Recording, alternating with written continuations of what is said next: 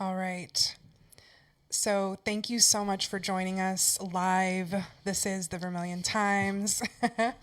And we have had so many technical difficulties today, New computer. but we are getting it together. So No, we're not. no, we're not. I think, you know what? I think slowly but surely we're getting it together. Good things will come. Yeah, for sure.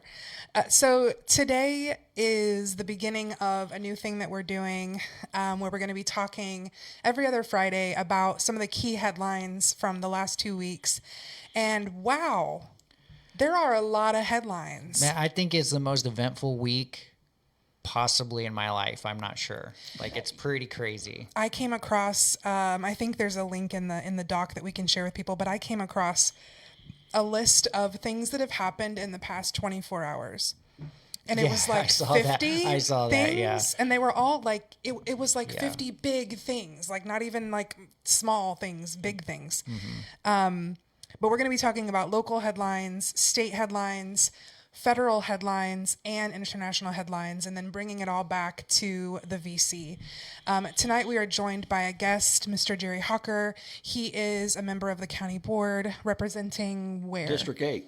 District 8. Yes. Okay. You might want to pull that mic platform closer to you. All right. There we go. How's that? There we go. Okay. So we have brought you on, Mr. Hawker, because of an experience that you had, and at the last county board meeting this past week, you talked a little bit about that and about the concerns you had.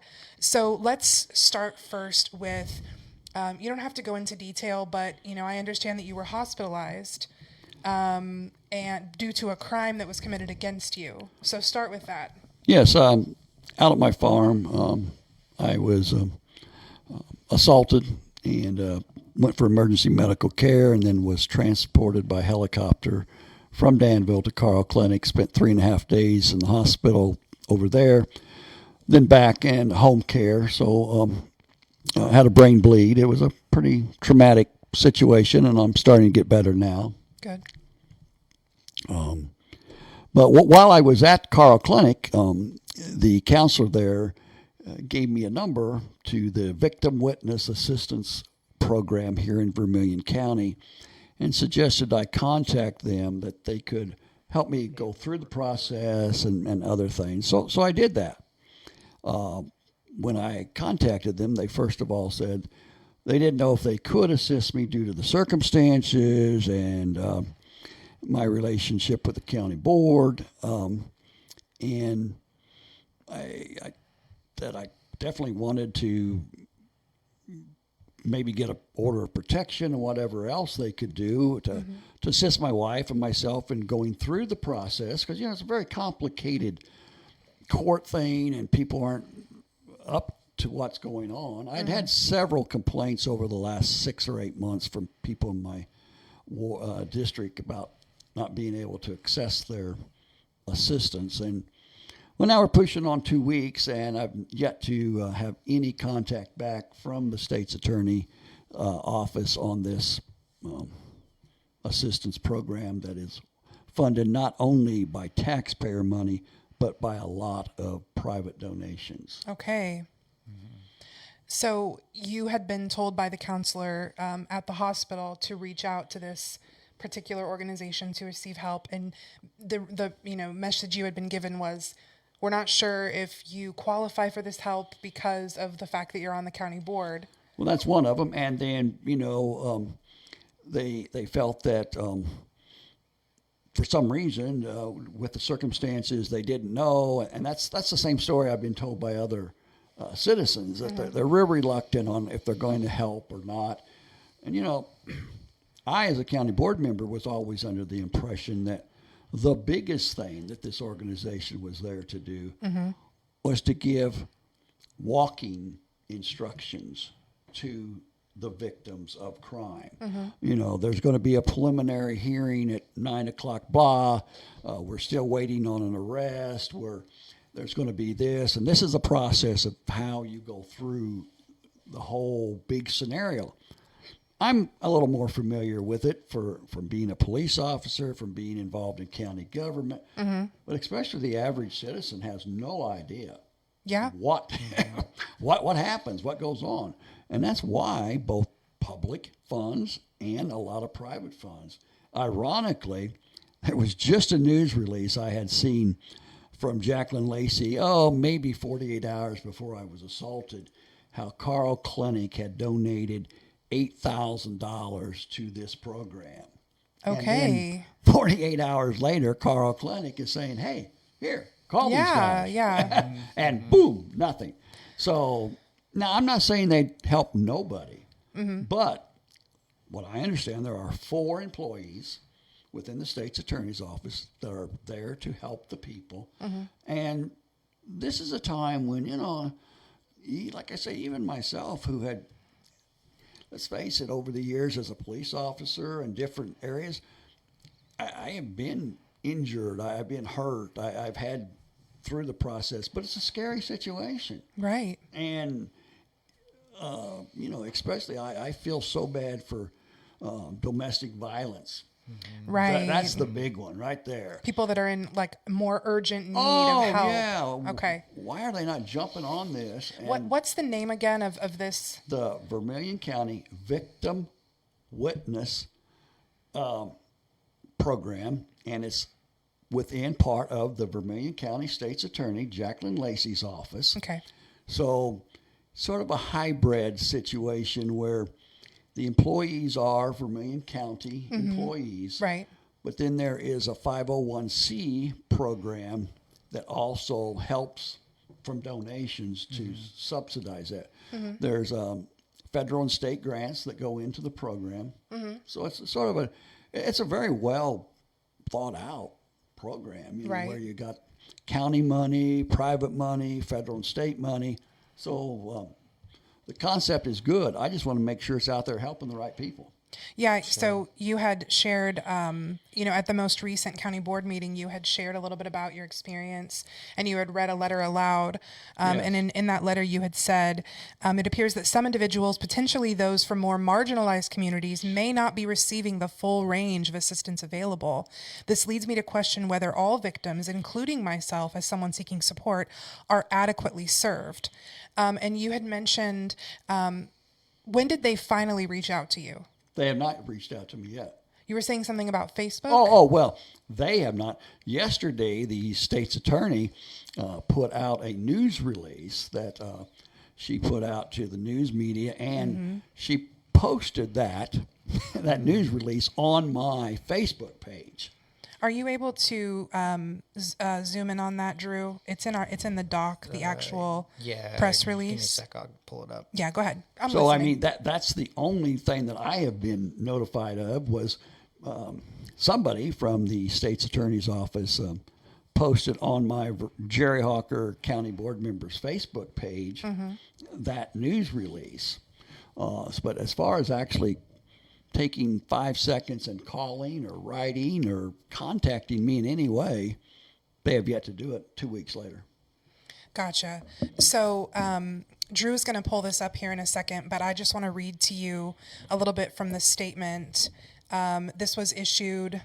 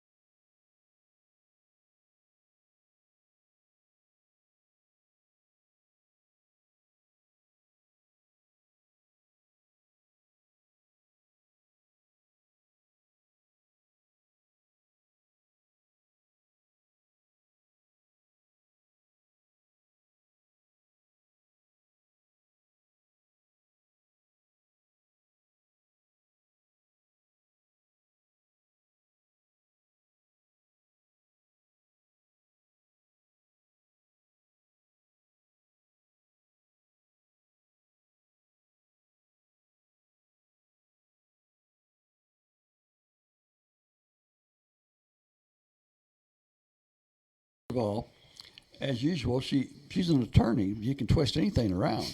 And I'm a politician, so we can twist things around. Let's be fair, right? That's what politicians Let's be do. fair, okay. Yep. But let's get down to facts. There were 4 felony cases.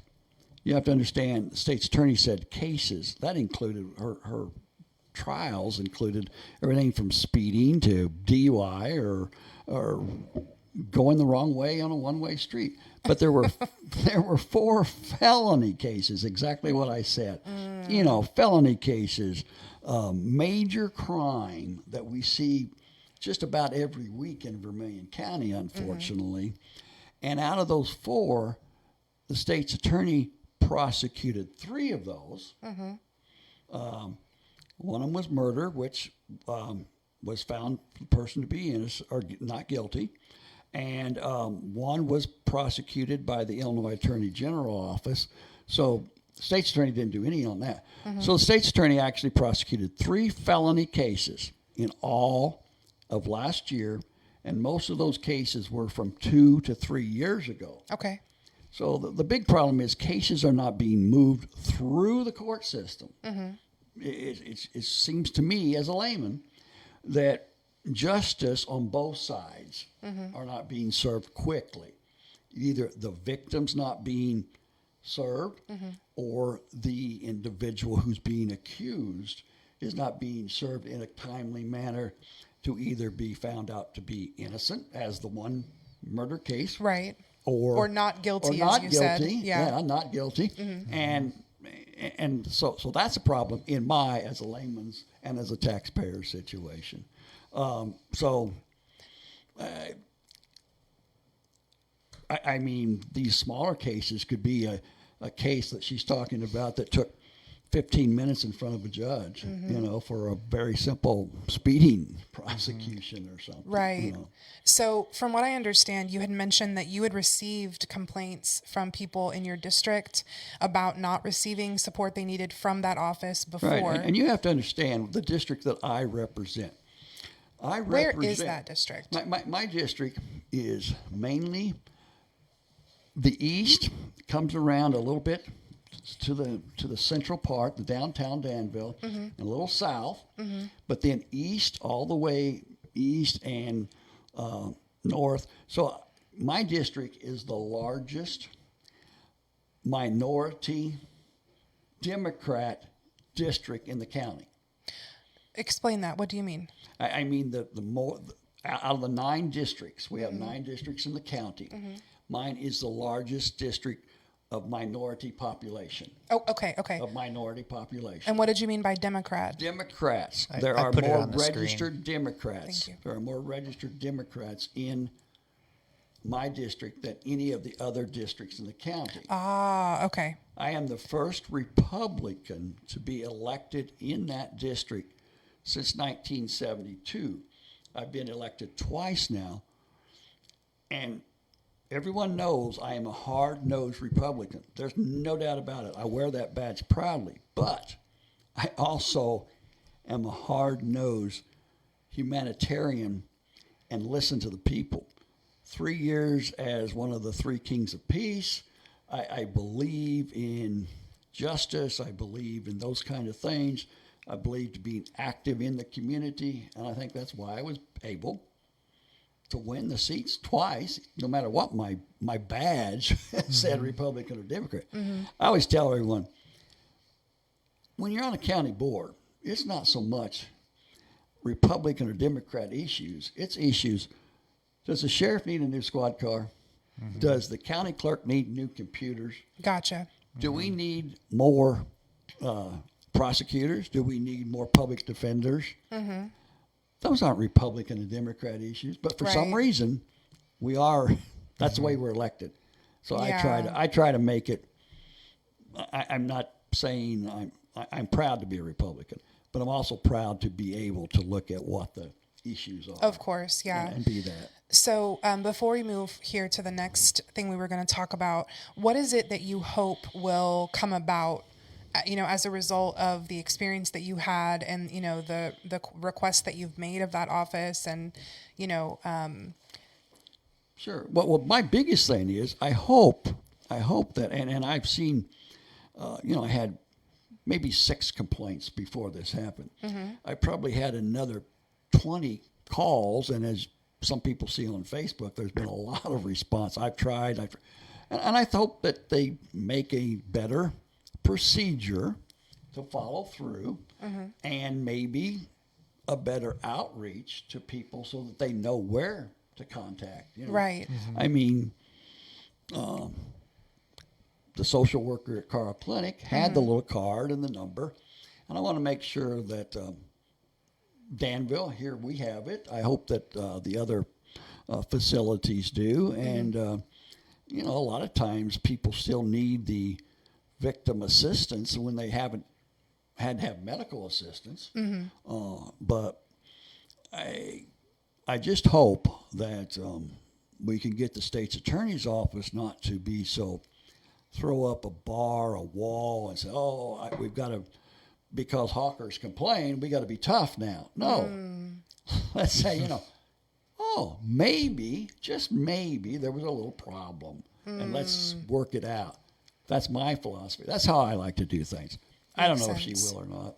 Makes sense. Well, it seems like it's not in her hands anymore. It's now in the hands Well, of no, that's not truly true, Now, the prosecution is, and that's only because she decided not to prosecute it. There's lots of other state's attorneys who have prosecuted cases that involve county people. Okay. But that's not the real issue here. I called that 800 number. Okay. And the state victim witness group says, well, we're only here if you need financial assistance. I said, I don't need the financial assistance. Well, you need to contact your local state's attorney for like a public, an order of protection to walk you through the system. I said, yep, that's what I did. You actually bring up a good point. What is it that you wanted help with or that you needed help with? I first of all, I thought that they should help me get an order of protection. Okay. So that, this individual could not come back onto my property. There I was in the hospital there for several days, and then later in home health care. So he would be ordered not to come back on the property where my wife was or anything like that. Of course. So, and then later on, that he'd have to stay away. And it would have been nice to have information. Okay, this is what's happening. An individual Just keep has you been abreast of what's arrested. going on. They're going to have a preliminary hearing, those kind of things. That's all. That's all I needed. Other people may need the financial assistance. But the state said, well, that's where you got to go. They said, we don't understand why she posted this. Oh, that's what the Attorney General's office That's the Attorney said. General. Okay. And they said, you need to contact back there. Well, sometimes you realize it's just a waste of time. Why would it be worth my time to call back to the state's attorney when she would only even notify me about that telephone number on a Facebook? She's not going to call. She's not going to cooperate with me. Gotcha. I just hope she cooperates with other people. Understood. Well, thank you so much for Thank joining you. us, Mr. Hawker. Yeah. Definitely keep us updated. I will. As the case progresses. Okay. We're grateful that you came in and talked with us today. I appreciate it. Thank you very much. We're going to take a quick break. We're not going to close down the live because this was just the beginning. We have so much to discuss. We're just going to I'll put up the screen. put up the screen Yep. As we kind The of veil of resituate. secrecy. Yes, the curtain Yeah. or whatever. We're just going to put that back up for a second while we reorganize things, and we'll be right back. So stick with us. Thank you. Thank you, Mr. Hawker. Yeah, anytime.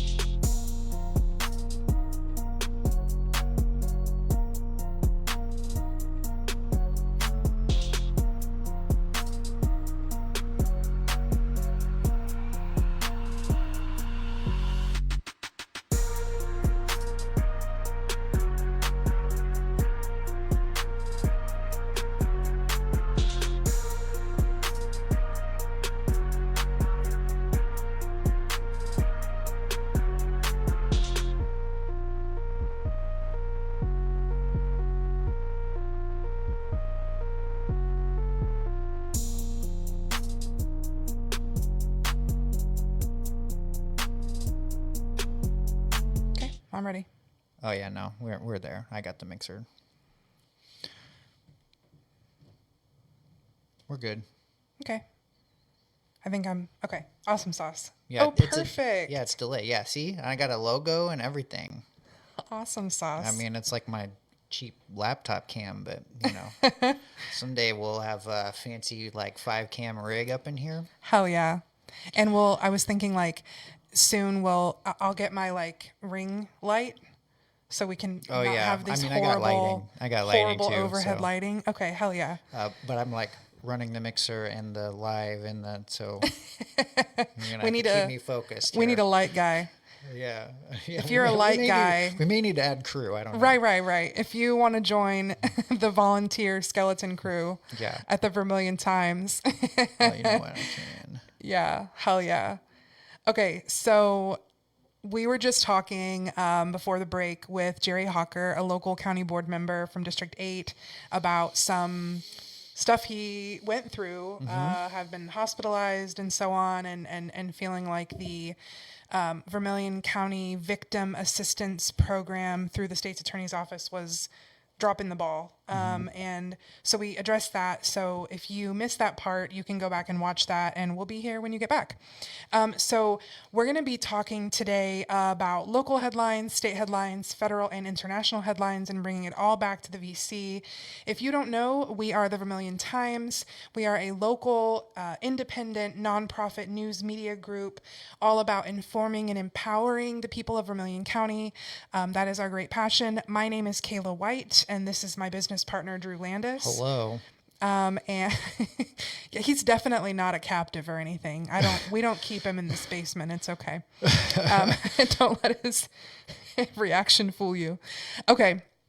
So, there are not so many local headlines in the past 2 weeks, but goodness golly, are there a lot of state and federal and international headlines Yeah. to cover. So Yeah. we are gonna go through these, and again, the whole point is to bring it back to Vermilion County because everything is connected and we don't live in a vacuum. So let's bring it to one of the other local headlines. Sure. That's kind of been in the news since the beginning of this new year, 2026, was about the closing of Chris Rural Transit District. Due to not meeting their financial or accounting deadlines, and the Illinois Department of Transportation freezing funding, Chris Rural Mass Transit stopped operations earlier this month. And in order to make sure that people who need rides to like dialysis and things was like the big one, that, yeah. Danville Mass Transit stepped in to make sure that those people can get to their appointments. So that was good to hear. Yeah. I mean, I think it's been a week, right? It wasn't a week ago last Friday, and it was, I think, less than 24 hours notice. I mean, it was just Yeah. like, I think that morning they announced they were stopping at the end of that day. Mm-hmm. So I do know that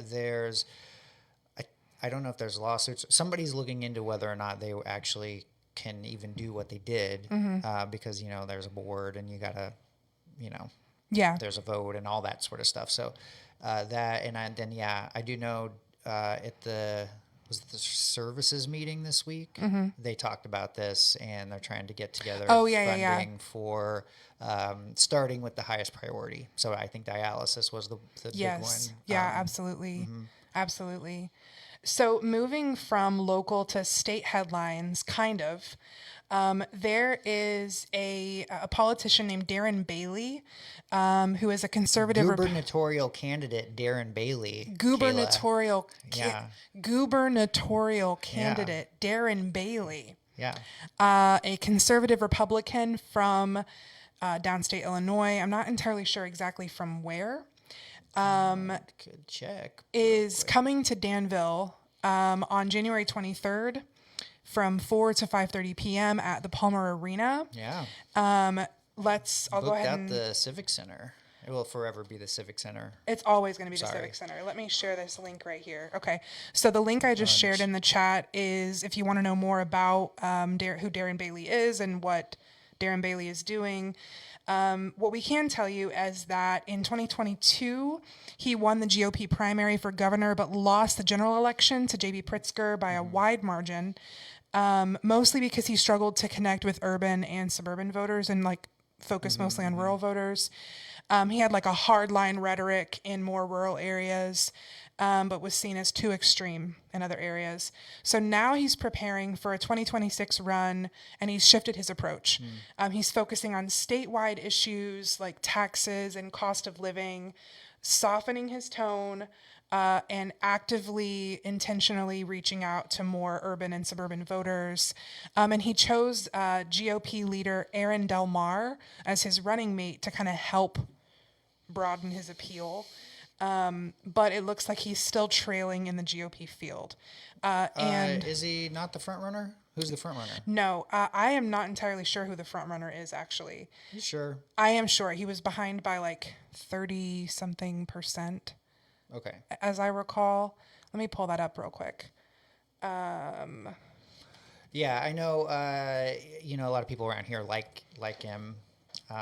So it's a chance to get out and talk to a real candidate. Which is always good, no matter what their persuasion is. I think his big deal was he wants to doge Illinois. Oh God! Is it a verb now, Drew? It is to actually doge to doge Illinois. something. Yeah, I mean, many red areas and red states are doging everything. Okay. I mean, I'm not sure why exactly. Like, was that so successful that whatever? But that's his big thing. Obviously, Pritzker's taxes and everything, which there's plenty of room to, the way the budget was passed, all that. So there's definitely room. I don't know what his chances are statewide though. Right. You were absolutely right. By the way, he is leading. Yeah. I mean, he's going to be the candidate. Yeah, according to the New York Times gubernatorial election 2026 latest polls, Emerson College says that Bailey is up 26 points, so with 34% versus Dabrowski, who is the next after with only 8%. Yeah. Bailey's going to be the candidate, so it's a chance to get out and see the Republican candidate for Illinois, for governor in Illinois, and I mean that's great to see those. And we're going to talk more about this when we get into it later, but there is a primary election happening on March 17th. So, the way that, if you're not familiar with how elections work, you've got the primary election and then you've got the actual general election later in the year. The purpose of the primary is, let's say you've got, many different people running for each got a little party. Bit different policy and all that. And so basically the purpose of a primary is for voters to choose who from among that party they want to represent the party, right? And then later on in the year in November, when we have the general election, it will be the one person from each of the parties that was selected in the primary elections. So this is one of the few instances in our representative democracy where your vote actually for real counts. Primary for sure. Primaries for and like state and locals. Yeah, definitely. Exactly.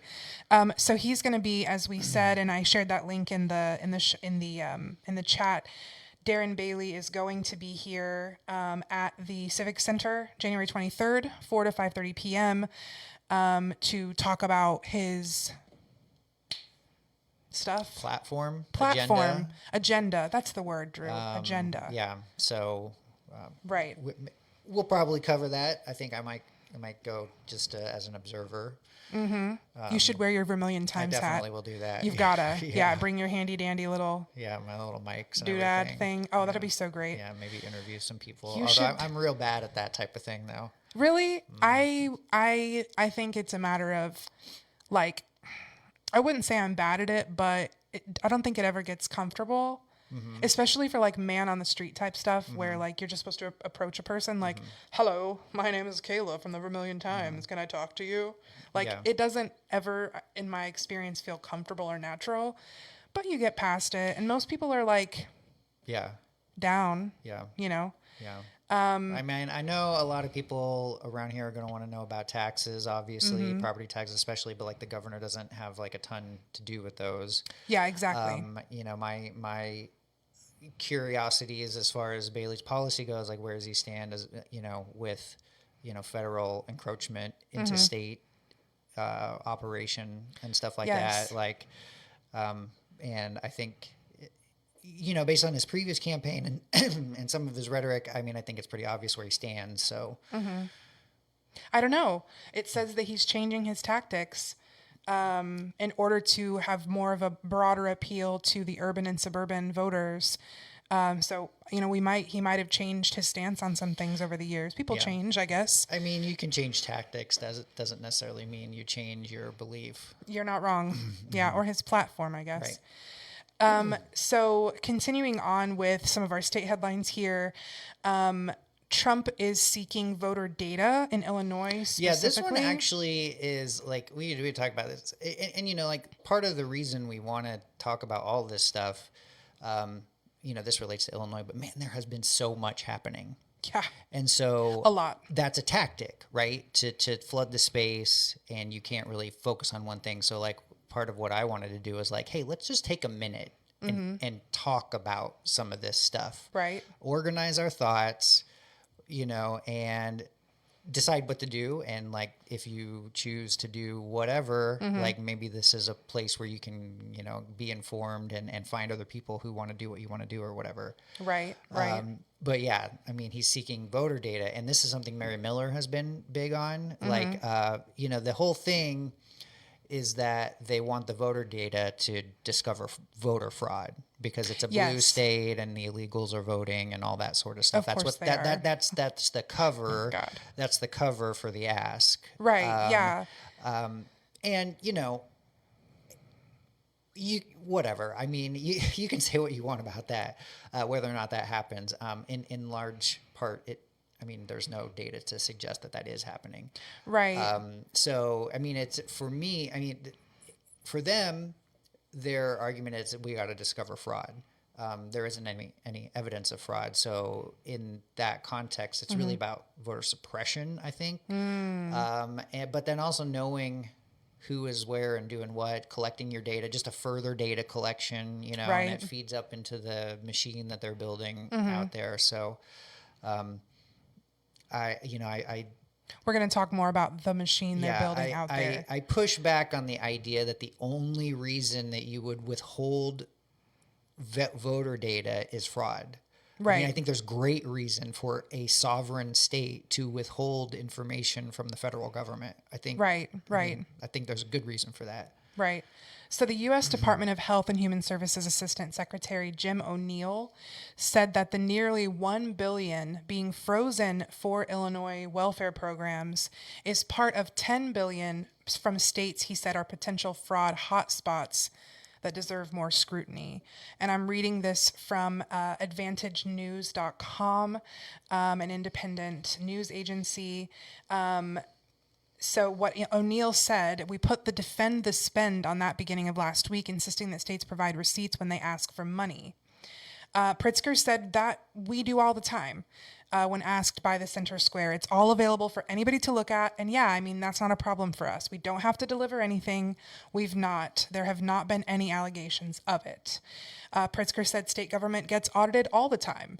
There is an auditor general that exists in the state of Illinois, and we constantly get audited. And so, like Drew said, a lot of the concerns, from people who are not stoked about voter data being shared with the federal government, concerns are,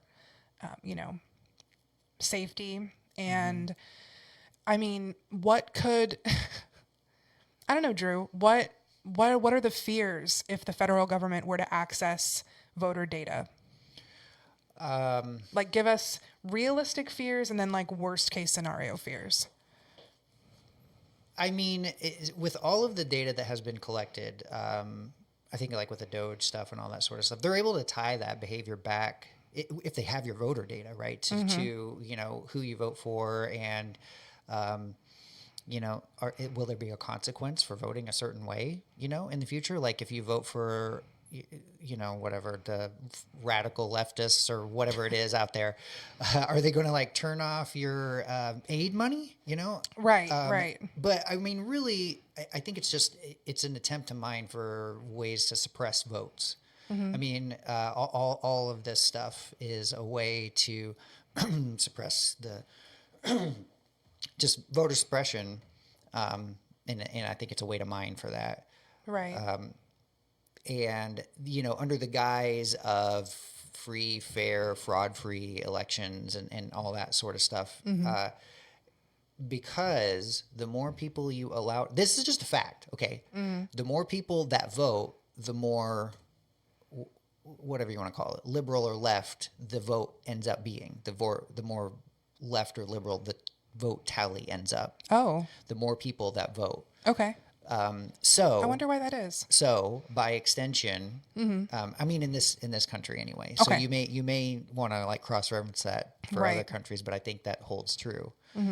So by extension, the more you restrict that vote, the more leaning the other way it is. Right. So that's why we got mail-in voter, Bost in Illinois, the Supreme Court case. He has standing to challenge the voting mail-in votes. Yes. Because Illinois has mail-in votes and they count them after the fact. But like, that's all. There's a whole kinds of rules about those mail-in votes. Like, it's the way it's being characterized is not actually even what the case is. Gotcha. Those mail-in ballots are like generally they're only counted like if there's a super close election and they need to add, they need to go. But it's it's mail-in, it's voter ID. A lot of people are going to like say, why would you? Same thing they say about turning over the voter data. Right. Is like what explanation could there be to not show an ID when you vote other than fraud?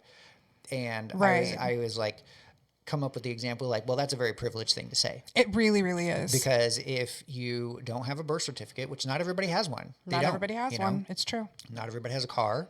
Not everybody has like 2 pieces of mail with their address on it. Not everybody, can put together. I mean, not everybody reads at a high level. It's hard, right? Right. So like, the more the hurdles you're adding, the harder it is for people who are in a disadvantaged situation to like get that done. Right. So not just eliminating that and allowing them to exercise their voice to vote. I mean, to me, we should be expanding that right to as many people as possible, not restricting it. Right.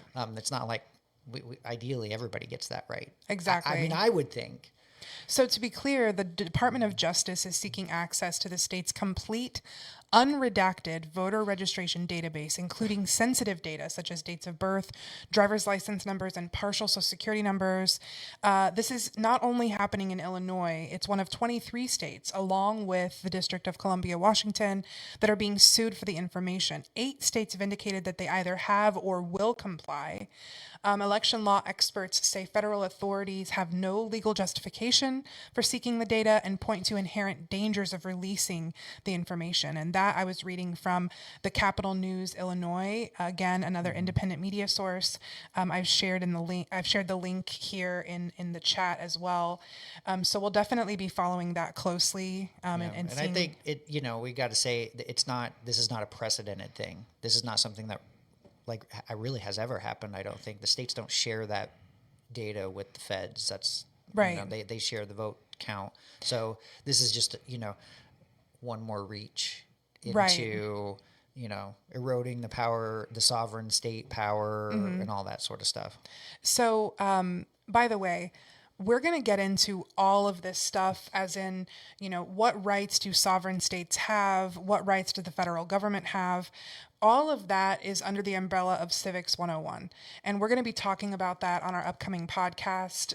We're starting a new season of our Get With the Times podcast. The first episode comes out next weekend. And we're going to be talking all about that stuff, states' rights, federal rights, how the whole system works. Earlier you said, Drew, that, a governor doesn't really have the power to do X, Y, Z. Yeah, we're going to be talking about, property taxes. We're going to be talking about what all of the, what does the governor really do? And what do senators do? And what do representatives do? And what do state representatives do versus representatives in the U.S. House? What does the comptroller do? We're going to talk about what all that stuff in our upcoming series. So definitely follow and make sure that you check it out on Spotify or Apple Podcasts or wherever you like to listen to podcasts. So moving along here, Drew, data centers. Data centers are coming. Yeah. Tell us about the data centers. I can't remember where it was. The link probably says where it was, right? Yep, it does. I think it was up north somewhere. I will pull it up right now. Yeah, I mean, this is a big topic in the country, in Illinois especially, because energy prices are rising, and a lot of communities they don't want these things in their backyard. They use a lot of water, a lot of energy. I actually don't know where I stand on AI data centers and all that sort of stuff. I mean, it's not like there's a ton of people working there or anything like that. I definitely they use a lot of water, so that's a concern. And I mean, as far as the energy prices go, though, the thing I have to say about that is there was a whole Illinois had a whole green energy plan. Right. Okay. And it was, bring in the data centers, the tech companies, and put up solar and wind and renewables to pay for that. Well, we're doing the AI part of it. We're not doing the renewable part of it. So therefore, the power, it's going to go up because we didn't execute on the other side. Now, I'm not saying either one of those two things is the right thing to do. Well, renewables are great. Right. I don't know whether or not where you want to put them and all that sort of stuff. People want to argue. Well, I could get way down deep in the weeds on that. But I mean, I have solar panels and let me tell you, they're pretty great. Right. So basically breaking this down and what that would look like, the company is called Commonwealth Edison or ComEd. Oh yeah. ComEd. They have entered into agreements, with 8 data center developers. And they are going to, and this is from the Chicago Tribune. I shared the link in the chat here, so you can check that out if you like. Let's see here. I mean, the bigger problem I have with the AI data centers is all the tech bro oligarchs running everything, and then they're just trading the same couple of $1 billion back and forth between them. Yeah. And that's literally the entire economy right now. I just don't think that's like a game of musical chairs that can't last forever. Agreed. So according to this article from the Chicago Tribune, power generators located in northern Illinois currently produce about 5,000 megawatts more than is consumed. So that excess electricity is exported to other states that don't have the same abundance, right? So the new demand for electricity, they're going to be coming once these new centers go online, which they're not expecting to happen until about early 2028, is going to more than use up that 5,000 extra megawatts of electricity. And so the situation, is concerning because electricity is a commodity that's subjected to the laws of supply and demand. And so what does that mean? Higher prices when supply is low.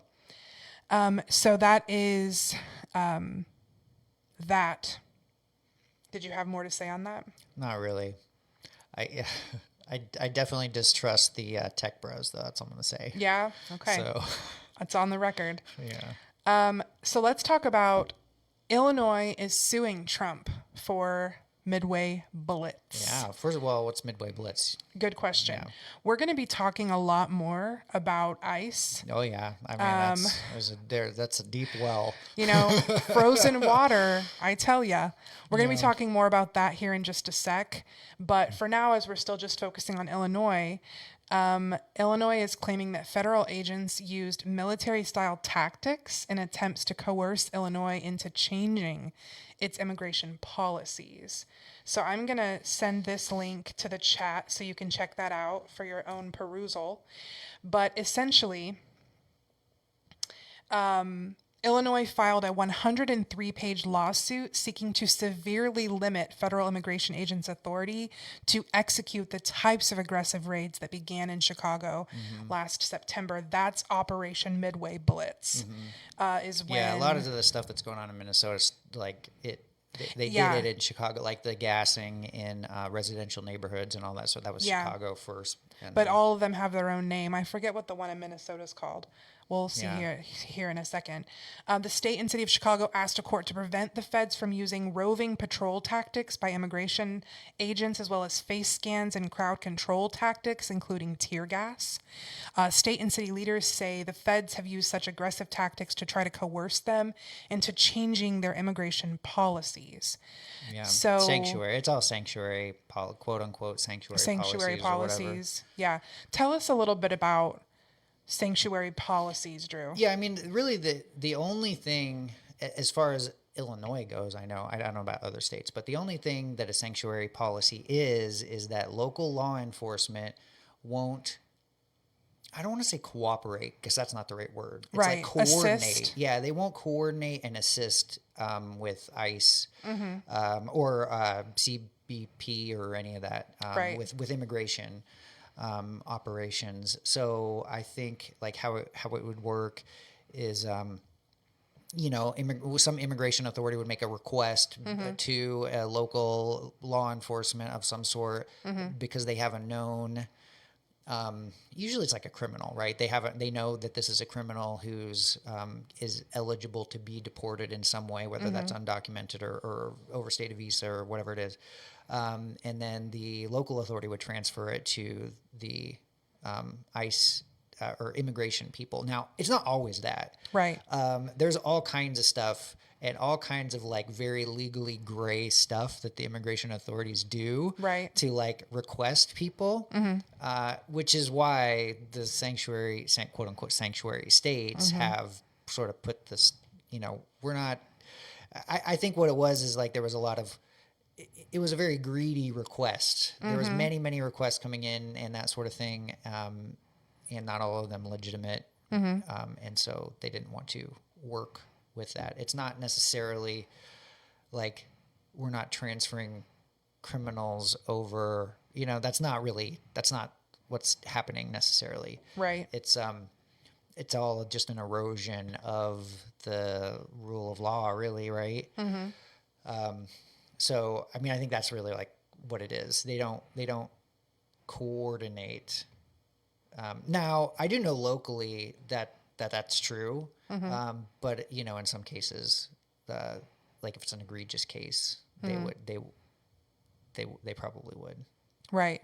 So, I mean, I'm not super schooled on what sanctuary policies are and all that sort of stuff. I just know that there's a wall between the two.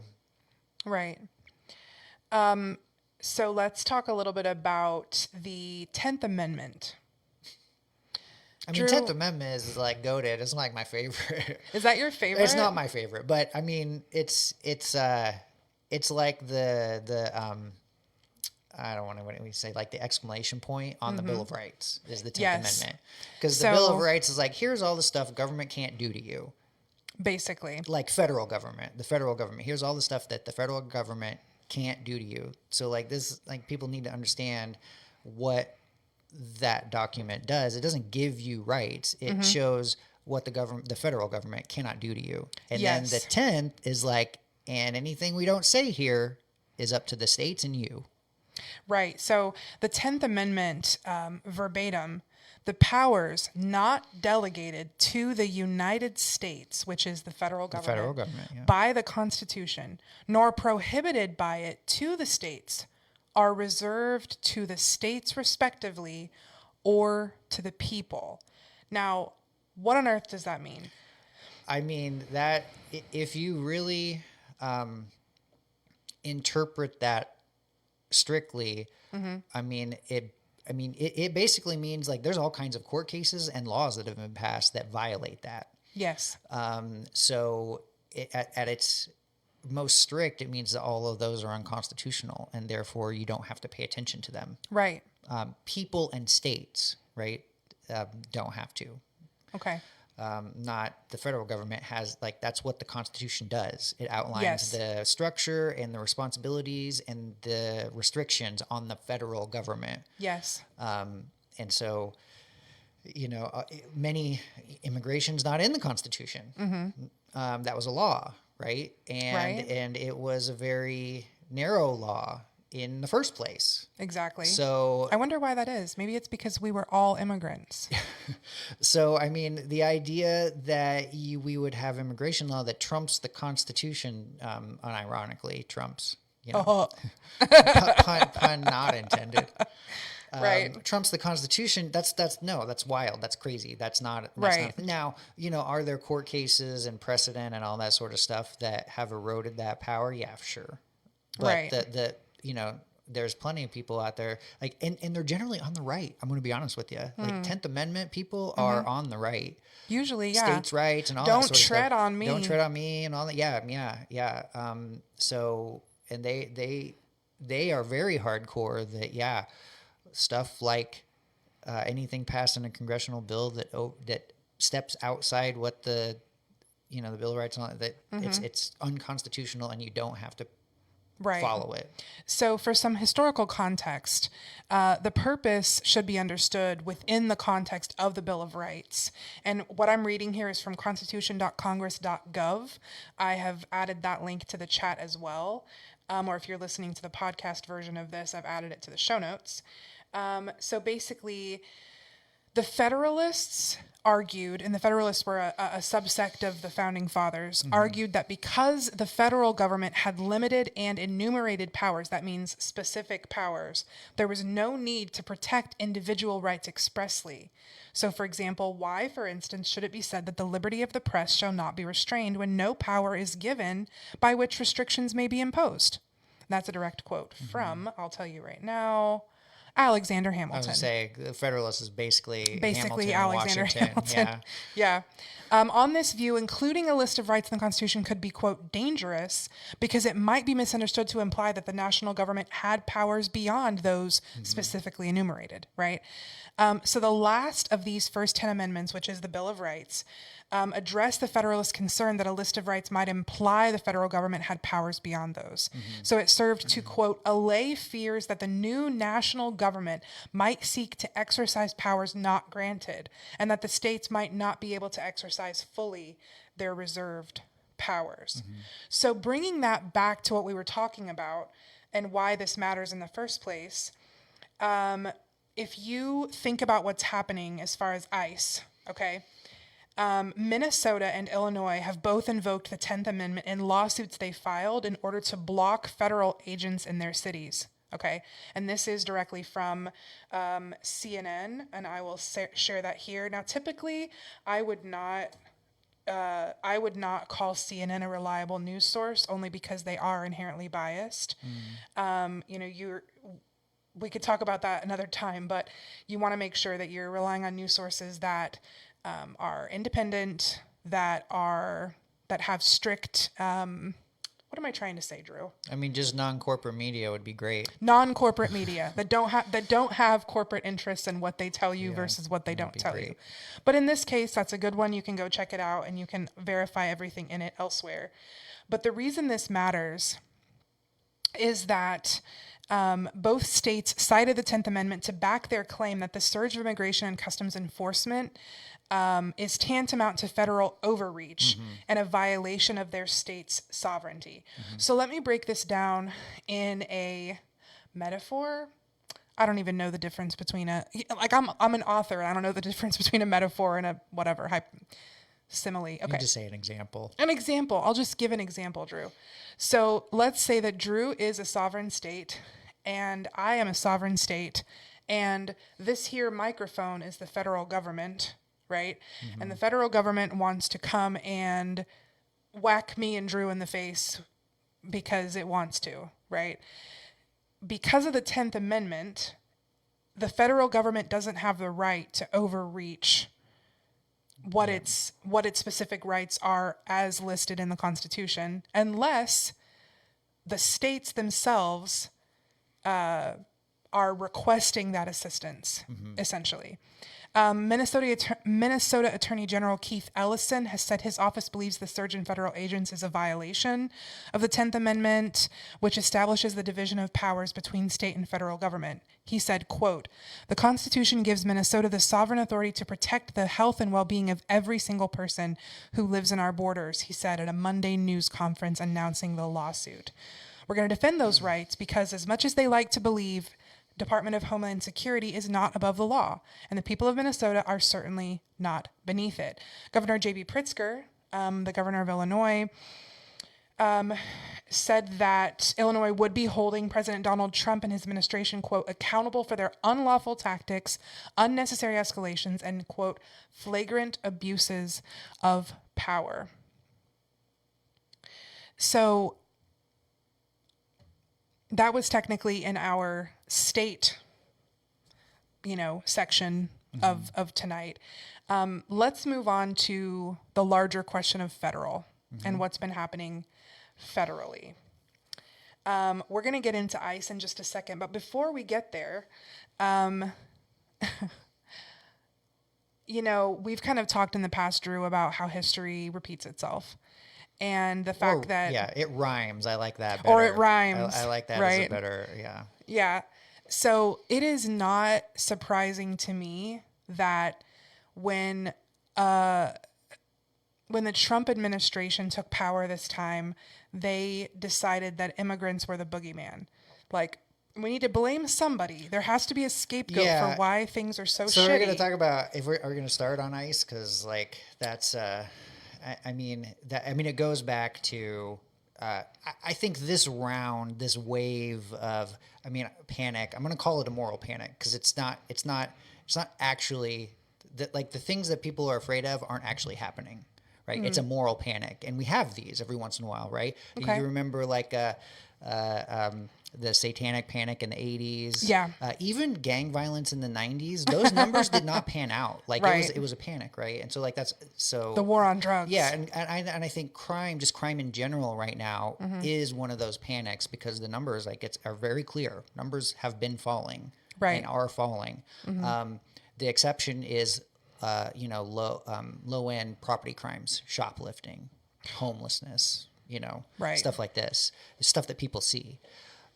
So the spark for this round of immigration fear, because this is a thing as old as time, literally thousands and thousands of years old. This is a thing, was the Biden open border, quote unquote, open border, right? And when 20 million illegal immigrants flooded the border or whatever. Yeah. And that's just... The reason we can't have discussions over this stuff is because that sells. 21 million illegal immigrants cross the border. Right. But then, in order to talk about that, discuss that, say, well, hold on. Is that true? Mm-hmm. Were there actually, how do we know? Right. What was the process? Well, why were those people coming in the first place? And all this sort of stuff. And then, you got to go through all these layers to sort of unpack. Well, it's not really like it's being painted, and nobody wants to hear that, right? Of course not. Mm-hmm. Well, so as far as the way that that people in general like to have a scapegoat, someone to blame for why things are going wrong, and it's alternated. Sometimes, I'm thinking of, I remember seeing some propaganda in a textbook when I was in college talking about the Chinese railroad workers. Mm-hmm. And how they were the enemy. Yeah, the Chinese immigrants. That's how we got our first immigration laws. And yes, that was in the first part of the the 1900s. That's how we get those. And it's just really horribly, I don't know. Is it ironic or is it? I'm not sure what the right word is, but the fact that colonizers, because let's be so clear, the people who came to this country, on the Mayflower and things like that were colonizers. Yeah. They were imperial colonizers. They were sent here to take over land that they believed to be within their rights as children of God. Yeah, and that's a great way to talk about the colonial thing, is that it's a transfer, it's a change between two completely different paradigms on how just humans live. Yes. Right? Because all these indigenous cultures, nobody owns the land.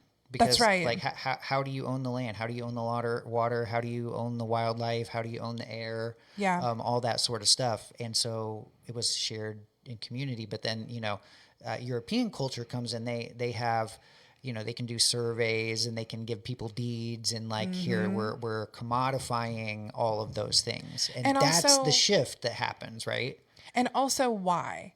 So a lot of the people, the message that we've received, and we kind of touched on this in our last live roundtable that we had, but the message we've received is that the people who came here came seeking religious freedom, that they were facing persecution back in England and blah, blah, blah, and they came here seeking religious freedom and da, da, da, da, da, da, and some of them did, sure. Yeah, some of that's but true. For the most part, it was working class people who had been struggling since the age of serfdom, okay, who had been struggling since the enclosure. And if you don't know what enclosure is, Google is your friend. Look up enclosure laws in England, whatever. Basically, once they started enclosing the properties, making it so that the people who were renting and taking care of that land had to, were no longer allowed to use the land of the manor that they were serving in order to hunt and things like that. So they were struggling, right?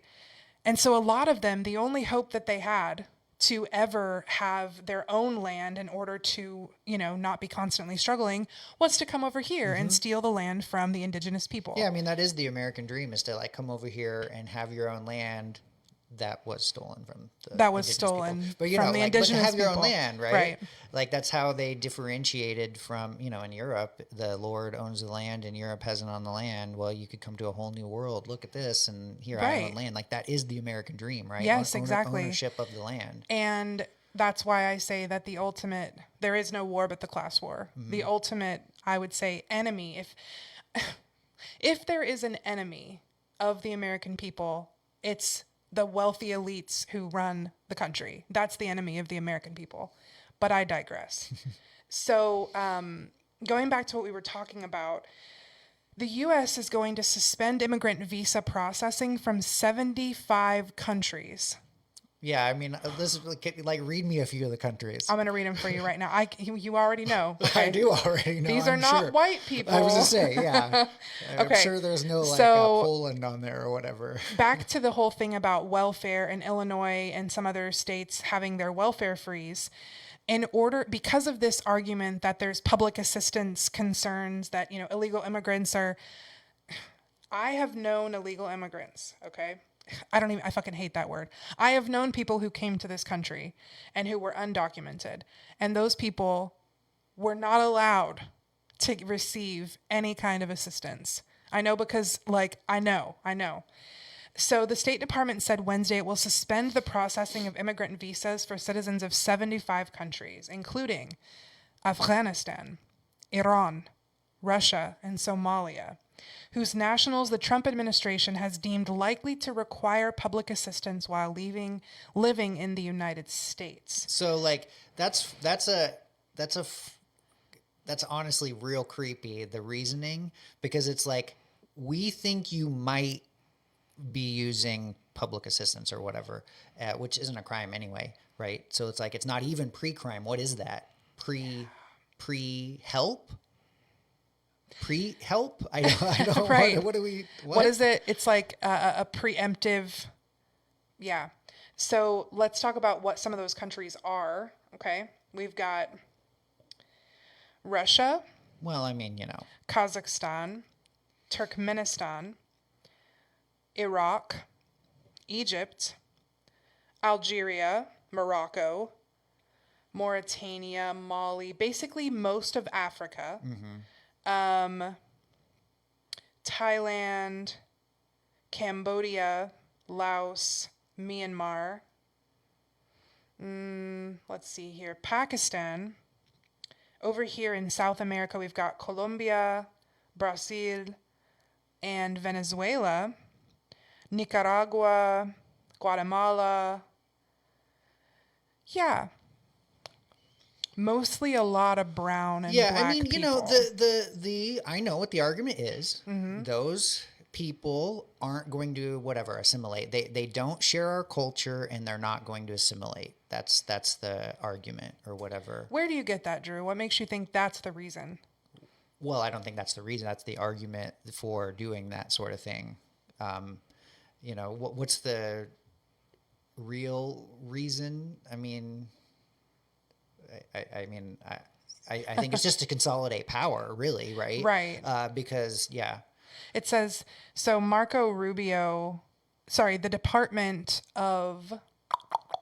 the State Department, led by Marco Rubio.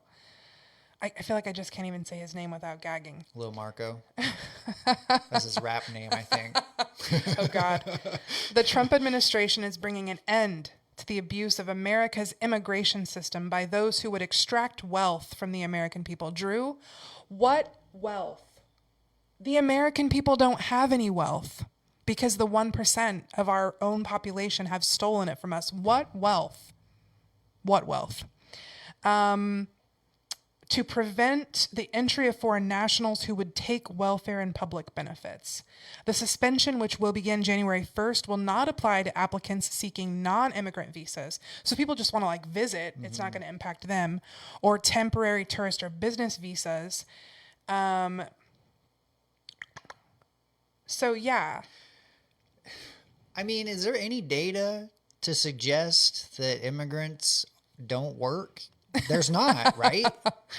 Yeah. There isn't any data to suggest think that. of an immigrant. Just think of an immigrant, Drew. Yeah, I mean, I'm thinking of an immigrant right now, and I can tell you that person works 80 hours a week. Yeah, exactly, right. Yeah, and 80 hours a week. Yeah. So there's no evidence to suggest that, they're drain any, a specific drain on any public assistance or any of that stuff, right? Than anyone else is. That data doesn't exist. So I don't think it matters, though. That's the thing, right? It really doesn't. Yeah, because nothing matters anymore. There is no law and there's no truth, and it's just whatever. And let's be so for real. They're not even going to try to act like they're trying to work from data. They don't trust data. They don't trust science. It's all about what's that word? Experiential. No, that's not the word. I can't remember what the word is. Okay, let's talk about ICE. Drew, can you pull up the photo in our doc of the ICE agents? The tweet from Ford Fisher. Okay, I can't isolate this though. I can sort of scroll through it though. Here, that's fine. You can just let me throw this up. Hover on that, I guess, if that makes sense. Okay, it's up. Okay. So what you're looking at here is a tweet from Ford Fisher. They threw piss. Make sure to write that down. Bortac agent in Minneapolis says a bottle of alleged urine was thrown at his vehicle earlier. Someone threw a bottle of piss and it went all inside the vehicle, the agent told me. That's the peaceful protesters, he adds. Can I please just say, I am so proud and not at all surprised of the people of Minnesota and how they have been coming out in droves to protect each other and their neighbors. Mm-hmm. They're throwing snowballs. They're throwing piss. I just read earlier today that they're intentionally throwing water, at night, throwing water behind where ICE vans are parked, so that in the morning when they come out to get in, it's all just ice. You know what I mean? Yeah. And you've seen the video. I think I have a link in here. A video of ICE agents slipping. Everyone knows not to get involved in a land war in Asia. That's rule number 2. But apparently ICE missed the memo about not starting a crackdown in Minnesota in winter. Yeah. I mean, winter offensives typically don't go very well, So I wish we could play this. Real quick though, let's look at the language here. Yeah. That's the peaceful protesters. So throwing a bottle of urine, by this quote is violence, right? Now, right. Is that violence? That is probably not, in this context especially, where you have masked federal agents who are not following any sort of constitutional law that they are required to, required to, right. Whether or not whatever they say, they're just doing what they can get away with. They're required to do it. Right. So they're overstepping all these bounds, and so people are protesting, understandably so. They're a little bit upset. Like door-to-door operations in my neighborhood would piss me off too, you know. Same. And they're also like legally that they can't do that. Yeah. So, you know, those people become upset and fling things at them. And you know, that's got me thinking of, Drew. Yeah. Well, it's got me thinking of little boys with slings and rocks in Gaza. Yeah, absolutely. Yeah, for sure. Yeah, 100%. But like they're dangerous terrorists. And then so then the volley is, you know, in that circumstance, it's like, you know, carpet bombs and cannon fire. But, you know, we're not there yet here, but like, you know, not yet. It's, you know, it's pepper balls and rubber things, and every once in a while somebody gets shot. There you go. Now, I would say that someone getting shot, that's the violence. The violence you are talking about is state violence. Yes. Throwing piss is not violent. That's not violent in this context. Like if we were having a disagreement out on the street and I threw a bottle of piss at you, then you could argue that was instigating. What a thing to do. That was an instigating incident, right? Right, and right. like I would probably be at fault, but in this case, like people practicing their right of protest, the right to protest, to do that, the enshrined right, as not violence. Like burning a car, even like that's property violence. It's not the same as like physical violence. Exactly. And like I see that happens a lot in like the libertarian movement. We play these word games, like, and everybody's like, oh well, it's not this, and it's like they'll make this equation that implied or lesser violence, implied violence equals real violence. Right. But real violence doesn't equal real violence. Oh my God. Yeah. No, it makes no sense. That's so frustrating. Yeah. And so like you Wow. can't even really talk about it because people are like, yeah, like in this case, it's peaceful protesters. I'm like, okay, well, all of that, and even in the discussion of Renee Good, that centered on, you know, whether or not she was trying to run that guy over or not. Like, right. Okay, I hear all of this, great, love it, completely irrelevant. Why totally is ICE irrelevant. there? Why Yeah. were they there? Why are they even there? Why are they exactly. even there? Yeah. So let's talk a little bit about what they have been doing. Okay.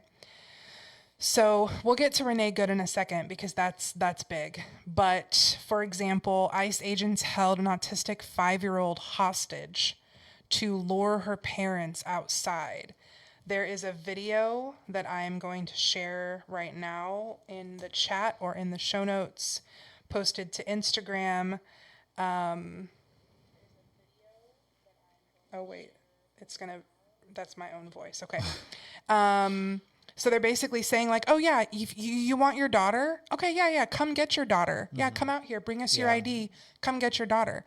And she's like, no, you know, I can hand you my ID through the door. Come up here, get my ID, and bring me my daughter. And they're like, no.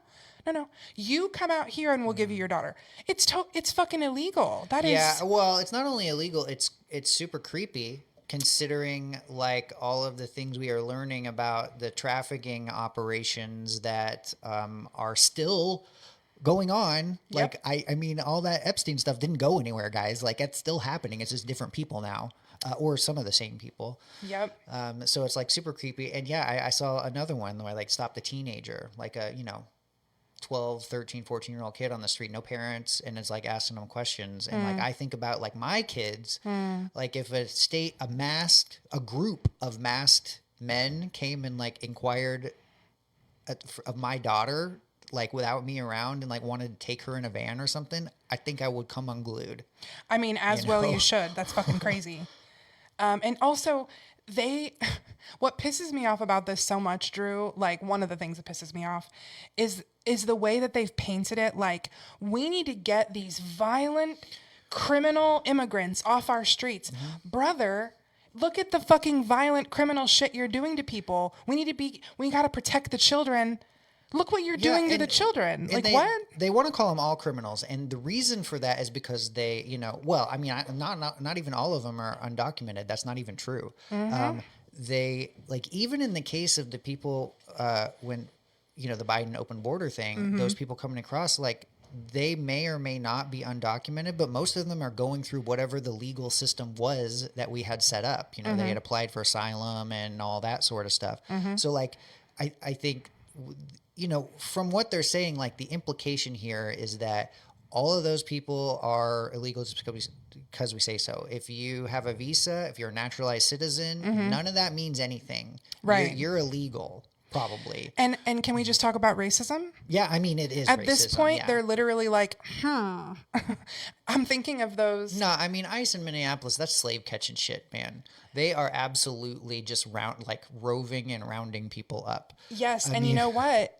Like we kind of talked last time at the roundtable. Once they've started impacting white women, who are, you know, in the white supremacist hierarchy of this country, white women are, you know, the gem. You know, young Emmett Till, I mean, for young example. white women are. No, I'm thinking of middle-aged white how women young are very much not. Fair point. Well, a young white woman was driving to her, I just read this story today, was driving to her place of work, which is a special needs school. Okay. She's like 25 years old. She's been working there for 5 years, driving there. An ICE van pulls out and rams into her car. Now, was it on purpose? I don't know. But they did hit her, as evidenced by the fact that they rammed into her, right? So it was her passenger door and back window that were impacted.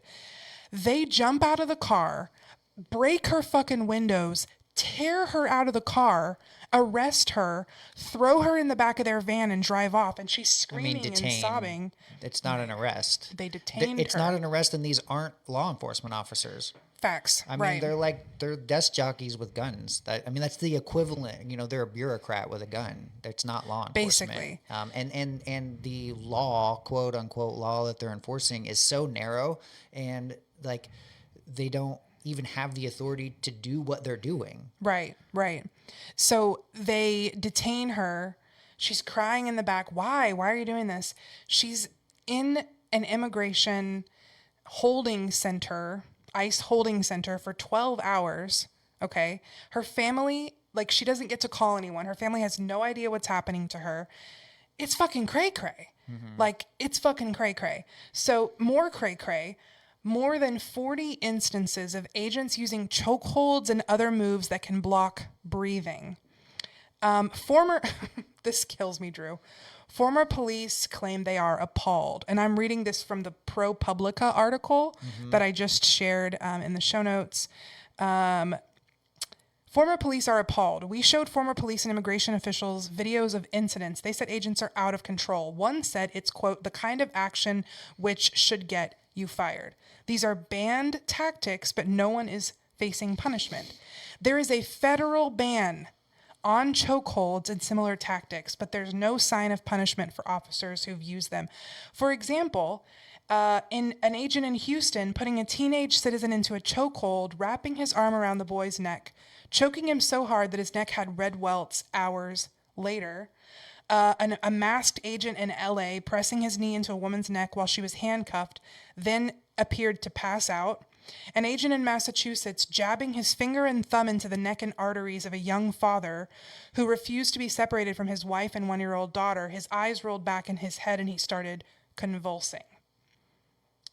So in the wake of George Floyd's murder 6 years ago, also in Minneapolis, less than a mile actually from where Renee Good was shot and killed last week by ICE agent, police departments and federal agencies banned chokeholds and other moves that can restrict breathing or blood flow. Well, I mean, it's really we're gonna show you. That's what it is, right? All of that, you know, whatever they call it, like tap dancing around, you know, trying to like, you know, be all nice to people that they're arresting. I don't know. We're not going to do that anymore. We're going to do what needs done. Yeah. You know? And like, if you are an illegal, I hate that. Fucking same. Yeah. I mean, if you are here, and you're not supposed to be, or if you support, if you're like a radical left wing, you get what's coming to you. Like, this is the moment they've all been waiting for. They have. And I know there was a woman, and you know what? It might have been the same one. No, I don't think it was. There was a woman who was detained by ICE in Minneapolis who said that after she was detained, an agent had said to her, you know, when are you going to learn this is why we killed that fucking lesbian, referring to Renee Good. Yeah. And I mean, I have been in this spot for a long time where I thought this too, but I would say this. If you are a person who thinks that we have lost our country, I am here to tell you that the past, 50, 60 years or so, that has been the anomaly. We have not lost our country. It has returned. You know what I'm saying? Yeah. This is, I mean, we unfortunate. We literally had, the Indian Removal Act under Andrew Jackson, where like extermination of the indigenous people was the policy. Like we had slavery and and to be completely clear, this relates to the 10th Amendment too. Like these people they're not conservatives. They're not Republicans. I don't even think they're fascists. They're Confederates. The Confederacy. Like that's a whole thing. The Constitution, two Confederates and people in the 10th Amendment movement and like way down deep in that, the Constitution was the first great betrayal of the country because it federalized power, right? Before that, there was like a loose coalition of agreement between the states where like if there was an invader, we'll call an army. That was the agreement. That was basically it. Yeah, everybody had their own currency, everybody whatever. And it was like because of slavery, right? They didn't want and so when you make the federal power oversee the states, like that was always going to lead to a conflict over slavery. And when those people lost their ass in the war, Abraham Lincoln was killed and his president gave everybody a pass. Like none of the Confederates, none of those people ever suffered any consequences. And so like what I'm saying is like those people waited for 150 years. Oh my God. 100. So I always talk about like why the left can't ever get anything done. Like is the left going to wait for 150 years to get back on top? Right. No way. Like you can't have one meeting. Oh God. Like they waited for 150 years and it's like, so it's, and we talk about, we want to call them Nazis. Like that's not even right because like the Nazis got the entire Nazi structure came from Jim Crow. That's right. That's our system. Right. So it's not even necessarily that ICE is the Gestapo, they're the slave catchers. Yeah, absolutely. Yeah. Absolutely. And so it's all of that coming back. Right. And and it's not black people yet. I mean, it's not openly, right? Like the police. I mean, that there's been, this has been decades, right? Right. The black community has been saying, guys, this is not cool. Oh my God. Yes, Drew. It's like, I just can't even imagine, like. I can't imagine how frustrated. Yeah. I mean, I can. Chris Hightower at our last roundtable was like, y'all, we've been saying this is a problem. I mean, it's like just such fatigue. And like, I mean, I don't know what and for a lot of people who like the Renee Good thing, like, oh, wow, this is unexpected. It's like, it's not unexpected. No. Like where was this is where this is going. Like, where have you been? So in light of the protests that have been happening in Minneapolis, because what the fuck, Trump has threatened to invoke the Insurrection Act. He said, quote, "If the corrupt politicians of Minnesota don't obey the law and stop the professional agitators and insurrectionists from attacking the patriots of ICE, who are only trying to do their job, I will institute the Insurrection Act," all caps, "which many presidents have done before me and quickly put an end to the travesty that is taking place in that once great state." Drew, tell us about the Insurrection Act. Oh man, what year was that? I mean, I'm pretty sure that's like John Adams' administration. What was it, like 1807 or something 1807, like that? exactly. Yeah. It's the Insurrection Act, a U.S. federal law that empowers the president to nationally deploy the U.S. military and to federalize the National Guard units of the individual states in specific circumstances such as the suppression of civil disorder. The last time the Insurrection Act was invoked, by the way, it's been invoked by 15 presidents and illegally by one Army general, the latest of which was the 1992 Los Angeles riots. Riots, right, yeah. Yeah. So essentially, the Insurrection Act is intended to Well, the Insurrection Act makes it legal to put military on the streets as police. That's basically what it does. Yes. So he's saying if y'all don't stop with your belly aching and complaining about the illegal, dangerous fucking shit that we're doing, then we're gonna just if you look at just compare the LA riots and what's going on in Minnesota, completely different. Right. Completely different. Right. Situation as far as the scale of the destruction and violence out there. Now, I'm not saying there weren't good reason for that. Mm-hmm. I don't want to say that that's the case, but if you it was pretty off the hook, right? Yeah. And there up in Minnesota, it's there's people in the streets protesting, there's whistles, there's not some breakdown of the civil order, especially where ICE isn't. The only breakdown in civil order is where they are. Literally. So I just shared a link in the chat of the list of times that the Insurrection Act has been invocated. Yeah. All of the stuff that Trump has done has come because of emergency powers that he has claimed. Every single thing, all the executive orders, he's declared an emergency on the economy. That's why he can set the tariffs. Mm-hmm. He's declared an emergency at the border. That's why he's taking immigration. So my question is isn't there some sort of oversight for emergency declaration? No. Isn't that a thing? Apparently that's exclusively his right. Now, I would be curious to know whether or not. Actually, no, we'll get to that in a second. Okay, so this was interesting to me. The Oglala Sioux tribe is claiming that 3 of their tribal members have been arrested. Can you imagine? In Minneapolis. The fucking irony. Can you imagine? I would be so... Oh my God. What?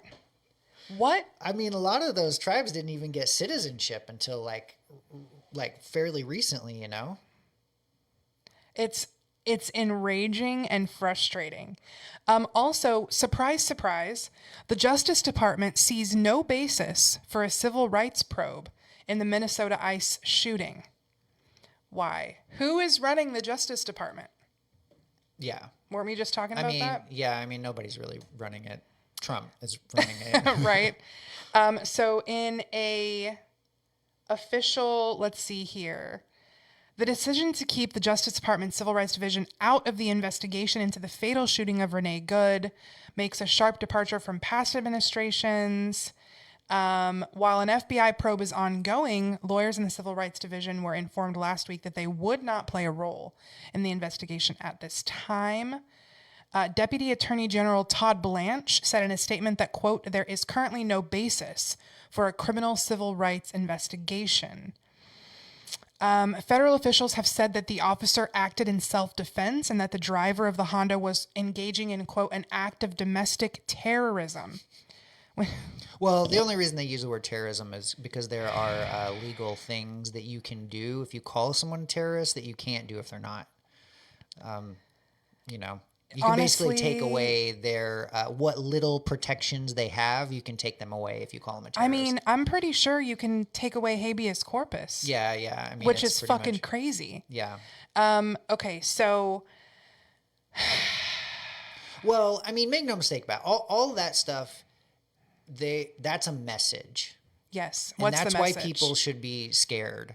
Mm-hmm. They should be scared. Yeah, absolutely. And the message is, we will kill you if you open your mouth and get in our face. And you will deserve it. And 40% of people out there agree, and probably more around here. So, Drew, if you can go to the doc, I'm looking at the Recapping White Supremacist Iconography link on Facebook. We had talked a little bit about this in the roundtable. Yeah. Mm-hmm. Okay.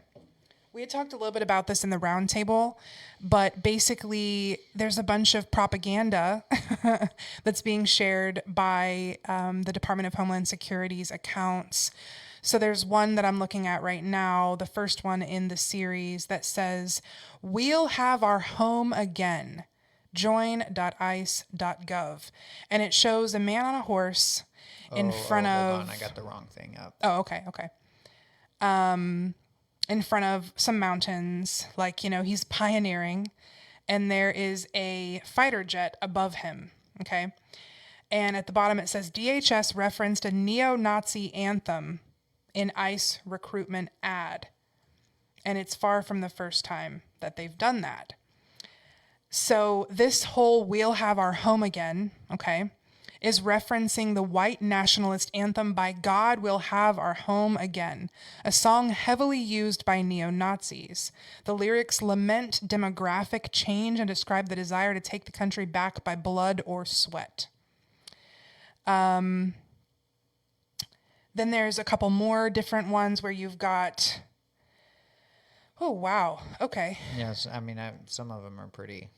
There's one, the one I'm looking at now is the one that has the men holding swords, and it says "The enemies are at the gates. Join ice.gov."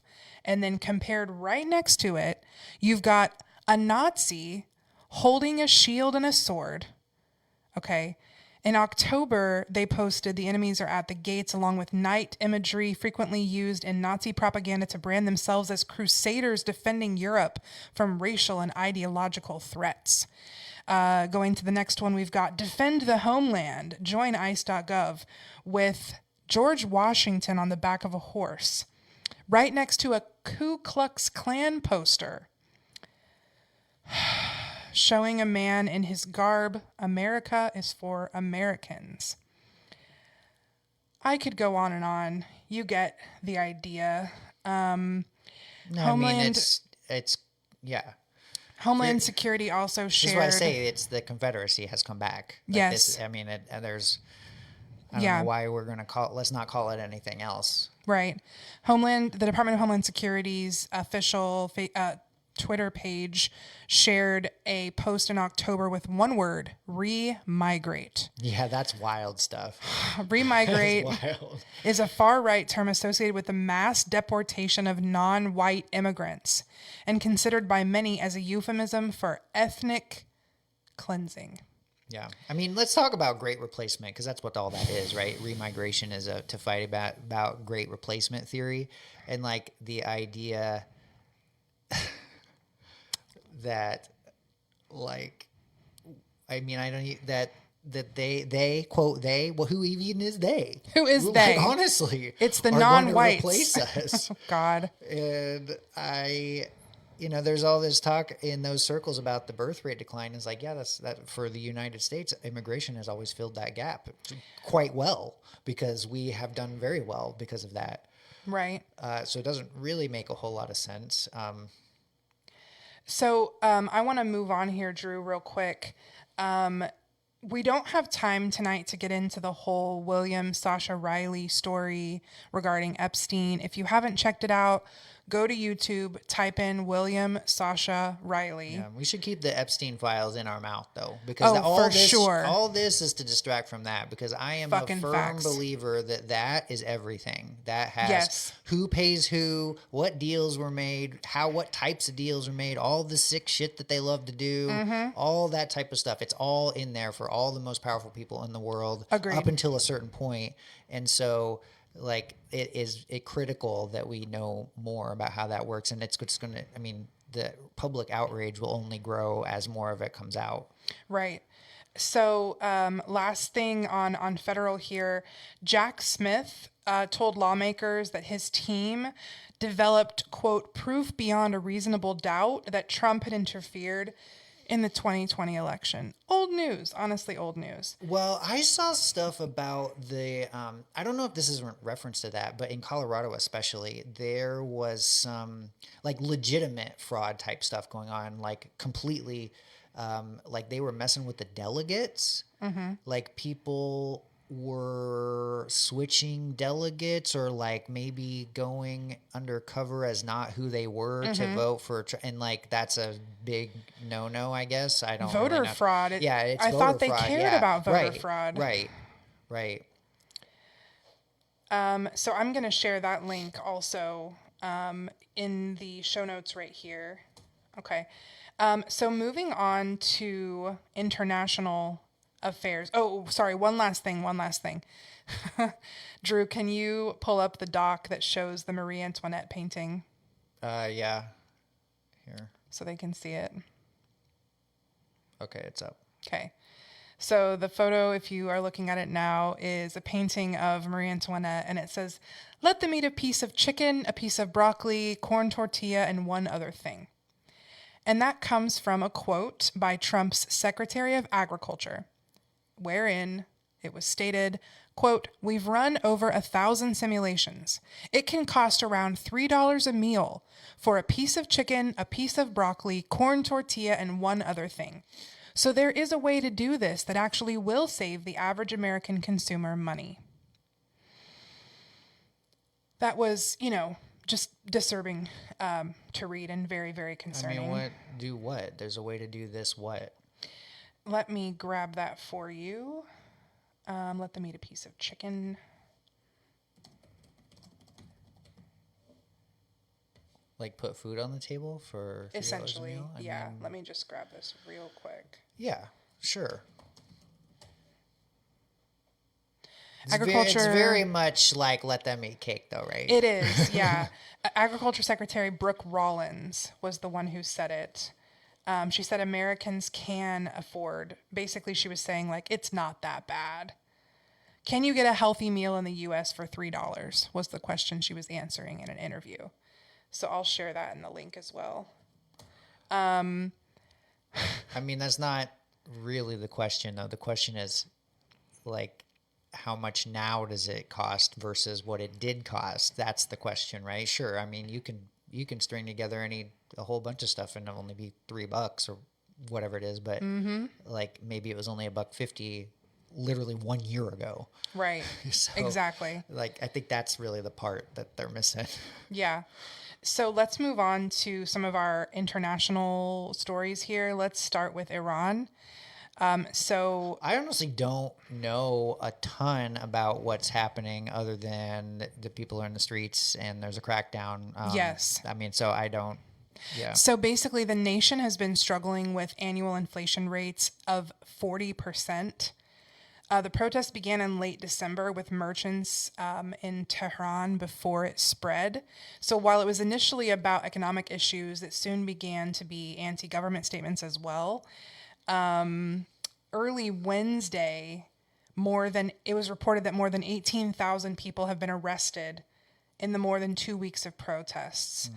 And as I kind of said at the beginning, we're going to tie this all back into Vermilion County and the people of Vermilion County.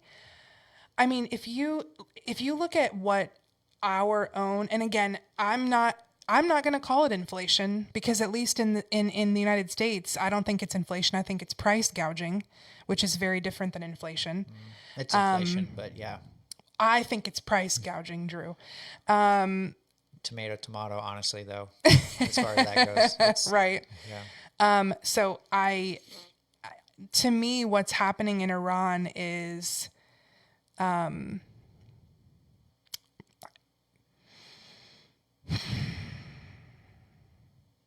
would say that, I mean, I would love a free Iran. I love free countries. Right. I'm a huge fan of free countries. Right. I definitely don't trust any of this situation, though. None of it. Like, yeah, same. I got no good.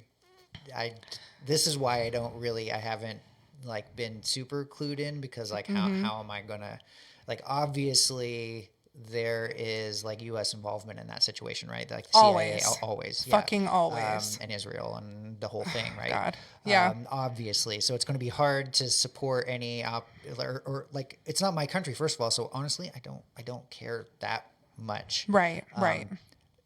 No, and you can say that about a lot of places around the world, but like as far as like Gaza goes, I think there's like a precedent that is set when you allow certain things that to happen. But as far as Iran goes, like I don't know, that's not my country. That's up to them. I'm not real big on theocratic states. I don't think that's a good idea. Yeah, I have to agree with you. Or repressive authoritarian regimes. I don't think that's good for Again, anyone. like, is that our future? I don't know. Let's talk about Venezuela. Oh yeah, remember that? Remember Venezuela? Oh my God. Yeah, it's been a busy fucking 2 weeks in these United States.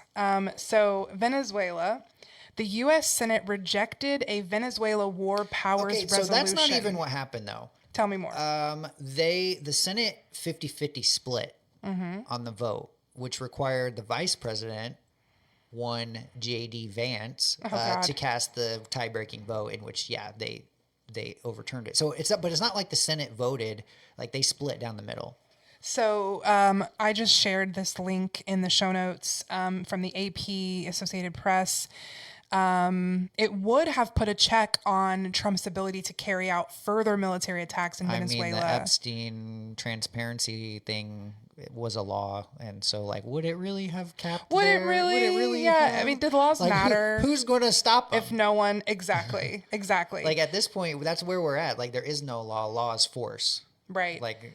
So Democrats forced the vote after U.S. troops captured former Venezuelan President Nicolás Maduro in a surprise nighttime raid. Did you see earlier this month? The Nobel Prize winner gave Trump the Nobel Prize? And how convenient is it that this person, Machado, who handed this prize over, if you look at the doc, Drew, there's a photo comparing her handing her Nobel Prize over to Trump with Knut Hamsun giving his Nobel Prize to Joseph Goebbels. Ooh, okay, let's throw this up.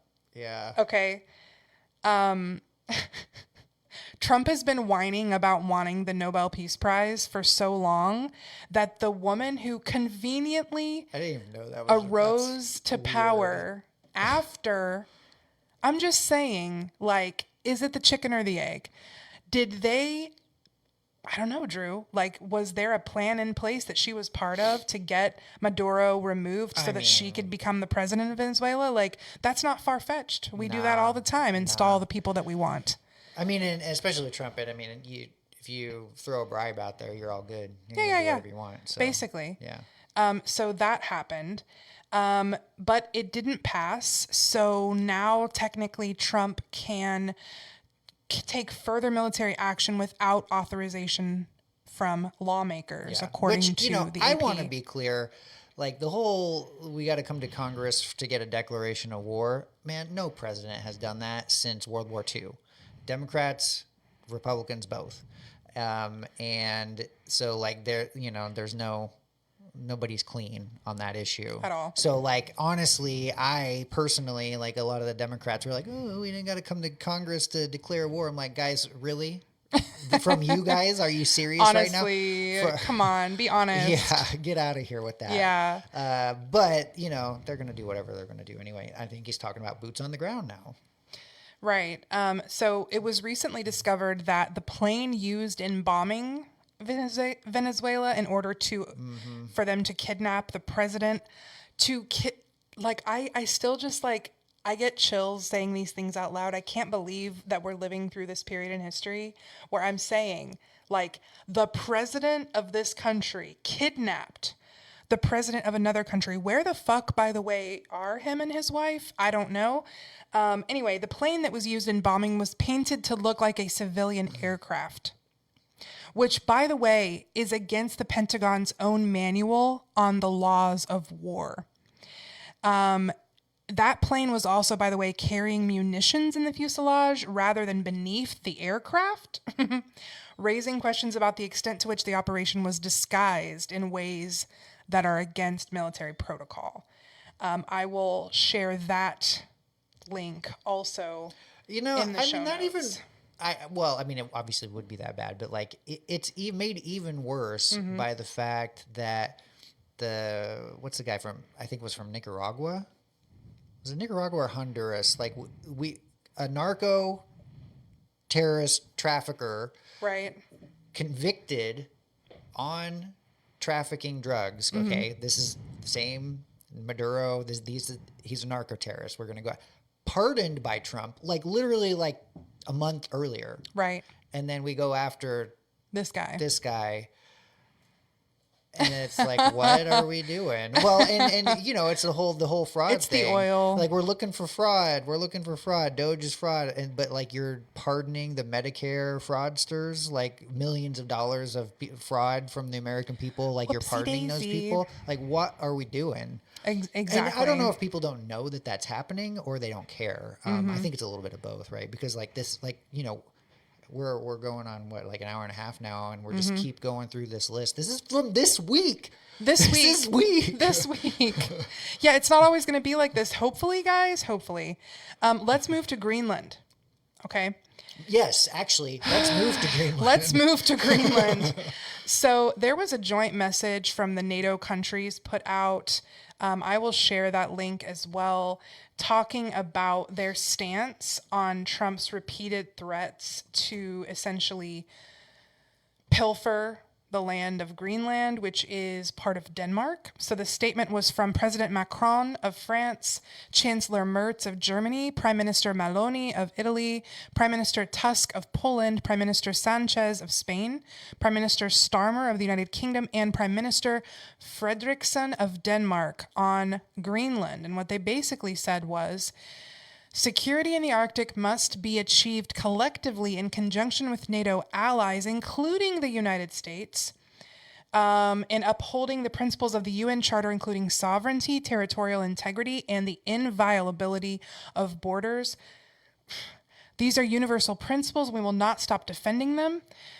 Greenland belongs to its people. It is for Denmark and Greenland and them alone to decide on matters concerning Denmark and Greenland. Okay. So based on Trump, basically his argument as to why we need Greenland, he's made it seem like we gotta have Greenland, is that Russia or China would take it over if we don't. In recent comments, he's floated using military force as an option to take control of Greenland. He said that if the U.S. does not acquire the island, which is a self-governing territory of NATO ally Denmark, then it will fall into Chinese or Russian hands, even though this has been repeatedly rebuffed. Is that the word I'm looking for? Yeah. No, debunked Yeah. by They're the experts. same. Yeah. And this is the thing that fucking killed me, Drew. Experts say that Russia operates in the Barents Sea, Barents, which is off the Scandinavian coast, while China and Russia have a presence in the Bering Sea, which is south of Alaska. I swear to God, I bet this man was like, somebody said they're in the Barents Sea, Bering. Well, I also saw, Peter Thiel, right? You know who that is? Yeah. Of course. Peter Thiel wants to build a freedom city in Greenland and, or something like that. You have to look that up. But, I'm sorry, a freedom city? yeah. You know, for all the rich oligarchs to flee to when the climate goes to shit and Greenland's the only habitable place left. Right. Yeah. Right. That's, I don't know. I mean, I saw that. That was a report. Okay. Here we go. This is from April of last year. Greenland Freedom City. This is on Reuters. Rich donors push Trump for a tech hub up north. Silicon Valley investors proposed Greenland as a libertarian freedom city. Trump's expansionist policy includes potential military acquisition, Greenland's strategic importance due to U.S. military base and mineral deposits. You want all that fresh water. All that fresh water. Just melt the ice to power the data centers. Oh my God. Yeah, that's where we're at. So let's talk a little bit about these claims that have been made. I'll share one right now that goes into detail about what would happen if Trump does in fact send troops to take over Greenland. Tell us a little bit about that. Well, NATO falls apart, which, I'm not going to stand for NATO necessarily. You know what I'm saying? Like all those like international alliances, like have proven to be pretty like worthless lately, honestly. And we'll talk about that next probably. But, as far as NATO is in a balance to Russia, like whether or not that was actually a thing, I'm not sure. But the alliance itself falls apart. Right. And like, I got to think that that's the point. Yes. Right. So the piece that I just shared the link to was written by Brent Molnar, called The Suicide Pact, What Happens the Moment We Touch Greenland. I haven't been able to do research yet on who this person is or where he gets some of this stuff, but he's basically saying that that's the end of NATO. It's built on a sacred promise of Article 5 of the treaty itself, that an attack on one is an attack on all. So we would trigger that against ourselves. NATO would dissolve. The alliance that kept peace in Europe for 75 years would evaporate, leaving the continent to rearm and realign against the new aggressor across the Atlantic, which is us. We wouldn't just lose an ally, we'd create a unified enemy. And you can go in and read more about what could happen, again, by Brent Molnar. Let me look him up right quick here. Yeah, the thing they got to know that, right? So my whole point on that is like, well, as soon as we would touch Greenland, Russia's going to go into Europe, right? That's what they're going to do. And like, am I dumb enough to think that they aren't talking about that exact thing, like what they're trading, you know, what the chess pieces are? Like, yeah, I definitely think that they would do that. So, Right. And it's not, a year ago we could have said, well, you never know, Trump. You can never take anything Trump says seriously, or you don't know what to take seriously. But we can't say that now, right? You can't. Everything he said, he's done. All the bad stuff. So I think it's going to happen. Greenland. Never in my life did I think Greenland was going to be. Man. And like you saw, all that, that white supremacist stuff, all that imagery. Like, this is manifest destiny. That's what this is. Like, we're going to own all of it. Yeah, manifest destiny is a philosophy that was the bedrock of white European it's like it fueled Western expansion. Past the Mississippi and all that stuff. Yes, was the idea that up until the Civil War. If we can do it, it must mean that God wills us to do it because we are the superior race capable of doing it. Mm-hmm. Manifest destiny. It must be our destiny because it's happening. With no consideration for like the entire the entire landmass, the new world, the whole new world will be ours. Yeah. Yeah, because promised land and all that bullshit. Or whatever, yeah. Which is crazy to think about. I saw this good rebuttal to that. There was like, wait, hold on. We're going to kick out all the South American people or whatever, and then make it part of the United States, and then those people are citizens and they get to vote anyway? What the fuck? What? To what end? Which I would say no, because they're going to have a segregated society, so it's not going to work like that. There you go. So last but not least, when it comes to our international points here, the next phase of a peace plan involves disarming Hamas, rebuilding the war-ravaged territory, and establishing a group of Palestinian experts that will administer daily affairs in Gaza under American supervision. Totally trust all this. It's going to be called a technocratic committee that would be established under the second phase. The appointees would run the day-to-day affairs. Trump just announced, I think today, that the, quote, Board of Peace has been established. It will be tasked with providing public services to the 2 million remaining Palestinians in Gaza.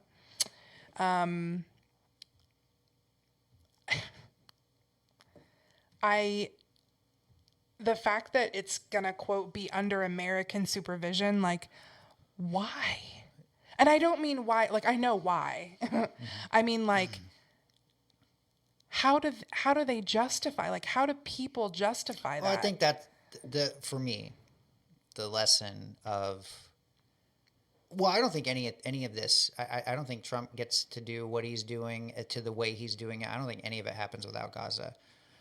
Really? Yeah. Tell me more. I mean, if you can't say no to genocide, what are you going to say no to? So like there's no red line and you can do whatever you want. And so now I think he would have tried anyway, some of it, but like nobody's stopping him. Nobody's stopping anybody anywhere doing anything. Right. So we talked a little bit earlier about like, I'm overwhelmed even just talking about this stuff. Like, I know. you know, we talked a little bit about this pace is not accidental. No. Right? The fact that all this shit is happening, bombarding, release the Epstein files. But all this shit is happening right now. Bang, bang, bang, bang, bang, bang, bang, bang, bang. If you desensitize people to absolutely fucking heinous things happening every day, at some point they become so overwhelmed that they just stop following. They stop listening. They stop caring. Right? And that's absolutely fucking intentional. Yeah, and that's my fear with the whole ICE thing is that, you know, we'll just get bored. You know, what's probably going to happen is like they'll take the masks down, and then everybody's gonna be like, well, okay, that's fine. It's like, no, it's not fine. No, it's not. It's not. And so one of the things that is really important to us here at the Vermilion Times is something that you might call solutions journalism. And what that means is we're not here to tell you only here's all the shit that's going wrong, because you know the shit that's going wrong. Even if you didn't know all these headlines that we shared with you today, you know shit's not right. Like, you know, something's happening. This isn't right, right? But the purpose of solutions journalism is to share with you there are solutions. There are things happening. There are people on the ground working to make change. And there are things you and I can do in our lives to manage all of this and to fight back in even the smallest of ways. So let's talk a little bit, Drew, in closing here. What can we do in the light of like all this insanity? What can we do? I mean, this is one of the things I struggle for a long time about what to do. You know, writing doesn't, you know, what good is that going to do or whatever. So like, as far as like my sphere of influence or our sphere of influence, like just I think for me, as this week was like, okay, let's just get on a platform and talk about some issues, because like not everybody saw all this stuff, you know.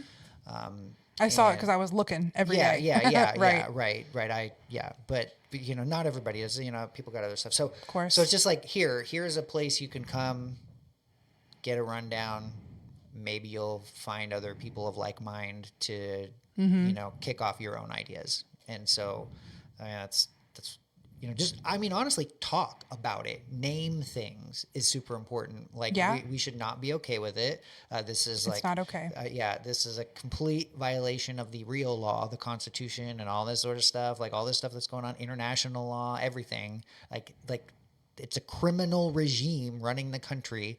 Right. You know, trying to dodge, you know, prosecution, probably like pretty bad prosecution, I'm guessing, for, you know, Trump himself, and as far as like the whole thing goes, everybody in the upper echelons of the regime, like there's going to be trials if there's ever actually a transfer of power, which I'm not sure there will be. But like this is like so beyond, like, yeah. So it's hard to know what to do, because again, like I say, nationally, 40% of people are like across the board, we're cool with this. And like, that's a big number. Oh, so I just shared a link in the chat from a post from Stacey Patton, who is an activist. And what she shared, this was from today. She said, here's the thing. Mass protests alone will not stop an authoritarian regime that is already willing to use open suppression. Authoritarian and fascist states don't fall because people gather, march, and chant. They fall when power fractures. When the elites split, when security forces defect, when economic systems are disrupted, when international pressure is on, when the people take up arms. This is what history teaches us. Protests can signal dissent and build morale, of course. They create international embarrassment. But against a fascist government, bodies in the street are not deterrents. They become the story the state tells to normalize its use of force. And the cold hard truth is that Americans are not psychologically or culturally prepared for the level of sustained sacrifice, risk, and confrontation that actually breaks authoritarian power. Americans believe in nonviolent revolutions. They're generally not willing to lose their jobs, their safety, their status, their freedom, and even life without expecting the state to flinch. Most Americans still believe the courts will save us, elections will save us, norms will save us, or institutions will save us. That belief produces episodic marches, hashtags, weekend outrage, and then a return to work on Monday. Fascism isn't threatened by that. So the reason I share that is because I feel like that's the message that a lot of people are putting out there of, if you don't like what's happening, you better get out on them streets, you better march, you better make your voice heard. And in my opinion, I agree with Stacey Patton here. I agree that the time for all that has passed. Mm-hmm. That didn't work. It didn't work. It was never going to work. I agree with you. Well, it can be done, but like you got to be sustained. One day with people out in the street, that's nothing.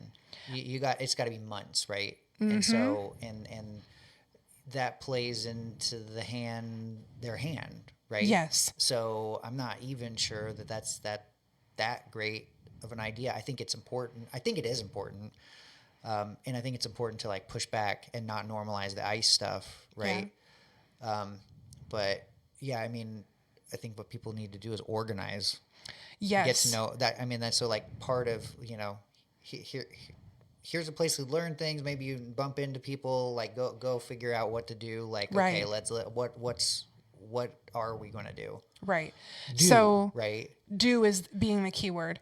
So I think that the first thing to do is inform yourself. Find out what's happening. Do not buy the story being fed to you by federal propaganda. Mm-hmm. Dig deeper. Listen to your intuition. Mutual aid. Find out who your neighbors are. Find out what they need. Find out ways you can help them and they can help you. Develop barter situations with the people that you know. There are things you are good at that your neighbors might struggle with, or there are things that, maybe you enjoy baking and maybe you have a neighbor who isn't great at that, but they are great at lawn work. Mm-hmm. Like, if you have, if you know of a person on your block who happens to be a healthcare worker, a nurse, a doctor, something along those lines, think of ways that you can learn from them, even if it's as simple as, can you show us how to stitch up a wound? Like, finding ways to utilize the knowledge and the resources that are already available to you in your friend community, in your local community. Mm-hmm. Mutual aid, investment, not relying on the state to help you, because the state does not have your best interests at heart. When I say the state, I mean the government as a whole, state government, federal government. We've got to rely on each other and help each other. And I think the other thing is, like what Stacey talked about in here, sustained sacrifice. Now, I also want to share another link to something that I read recently that talked a little bit about how, we talked about how this is intentional. The pace with which this shit is happening is absolutely intentional. So this is from Rubia Garcia, and she shared, that's the thing I was telling you about, Drew, the 24 headlines from the past 24 hours. Okay, this was shared yesterday. But at the end, she said, this all happened in a single day. I'm telling you from lived experience, this pace is not accidental. It is not neutral. It's designed to flood the zone and exhaust your attention, to make every single headline feel too overwhelming to sit with long enough to understand or even begin to process before the next one rolls in. And what she says is, not only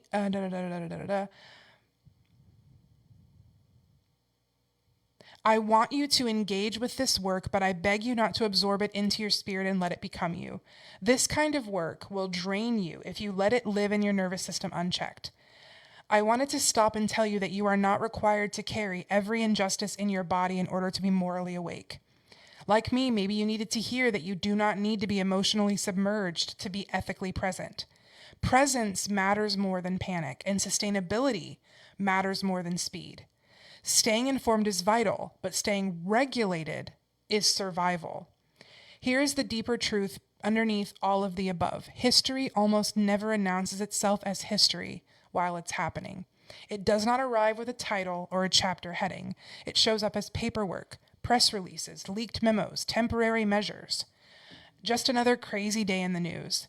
The danger now is not that people do not care or are indifferent. In truth, it is that we are being made too tired to connect the dots.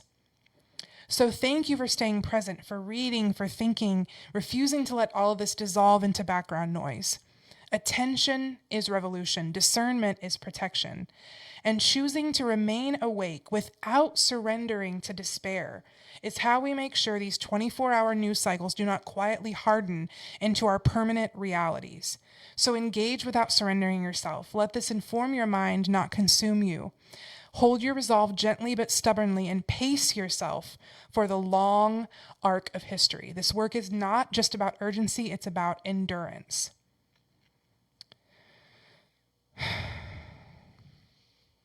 And that's why writers and artists are so very necessary in times like this.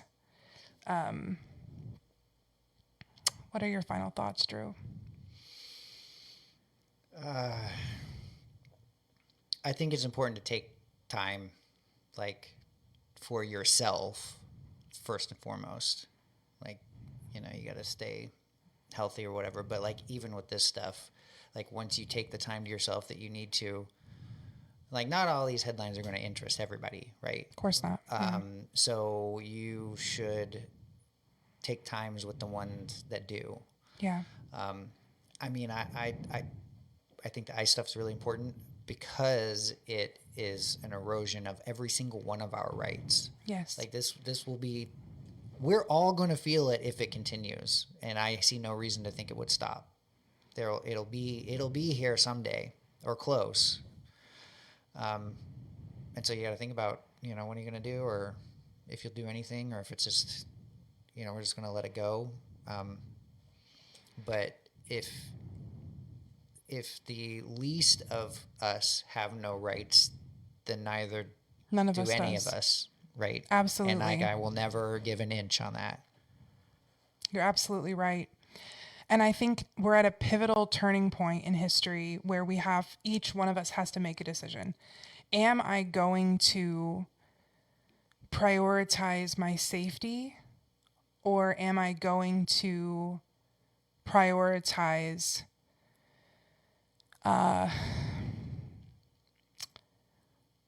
justice? I'm not sure what the right word is, but we've got to decide to either turn toward the fear, turn toward our humanity, or not. And I think that, like what Stacey Patton said, typically Americans, for the most part, idolize their own comfort. And I say that as an American, for the most part, we want to be comfortable and we want to be safe. And there's nothing wrong with wanting to be safe. But if, my kids were just reminding me yesterday, they were talking about that age-old question, liberty or safety? And that question of how much liberty are you willing to give up for quote unquote safety is really the central question of government, of government in general in the state. Yeah, and I mean, I think the answer of these authoritarians is you will have neither. Neither, exactly. If they have their way, you'll have neither. Mm-hmm. And I mean, are you truly free in a society where a masked man with a gun is shouting orders at you, and if you don't obey, you're shot? Yeah. How anyone can say with good conscience that we live in the best country in the world at this point is just fucking disturbing. Like, what? Yeah, I mean, there's just random people like driving through that are getting caught up, Yeah, like the lady I mentioned earlier who was going to work. Yeah, like I don't even know what you're talking about. And she was a white lady. And this was not a case of, we thought she was trying to run us over. They claim that she rammed their car, and eyewitnesses and everything are like, brother, what? We saw the whole thing. It could change when people feel it, when they see it and they start to know people that are affected, then, I think that could change. But I think the whole reason they're doing Minnesota first is so they can get it perfected. consolidate all the power, and then you won't have a chance to, when you see it, there won't be anything you can do about it. Right. And, we say that, Americans are, they like their comfort and that's true. Yeah. And, Stacey Patton talks about the sacrifice it's going to take to do it. Well, that sacrifice is coming anyway. That's right. Like, this economy is not going to last. We're cooked, guys. We're cooked. Chat, we're cooked. Chat. We We are cooked. Yeah. And so it's going to get hard anyway. And, a lot of, the supporters, like Trump supporters, MAGA supporters, would say that, like, yeah, there's going to be some, I think Trump himself said there'll be short-term pain, but then on the other side, right? And so, like, that pain is coming no matter if we end up in Trump's vision for America or, like, our vision for America. That suffering is going to happen anyway. You're going to suffer one way or the other. If you're going to suffer anyway, then why not get the outcome you want out of it? Exactly. Exactly. There's so much to ponder on these things. And yeah, so I think a combination of what Stacey said and what Rubia Garcia said, we actually protest. Like, actually, there's got to be economic disruption. Yeah, I mean, there's got to be, you've got, like, we will never save ourselves if we stay committed to the American ideal of being polite and doing what we're told.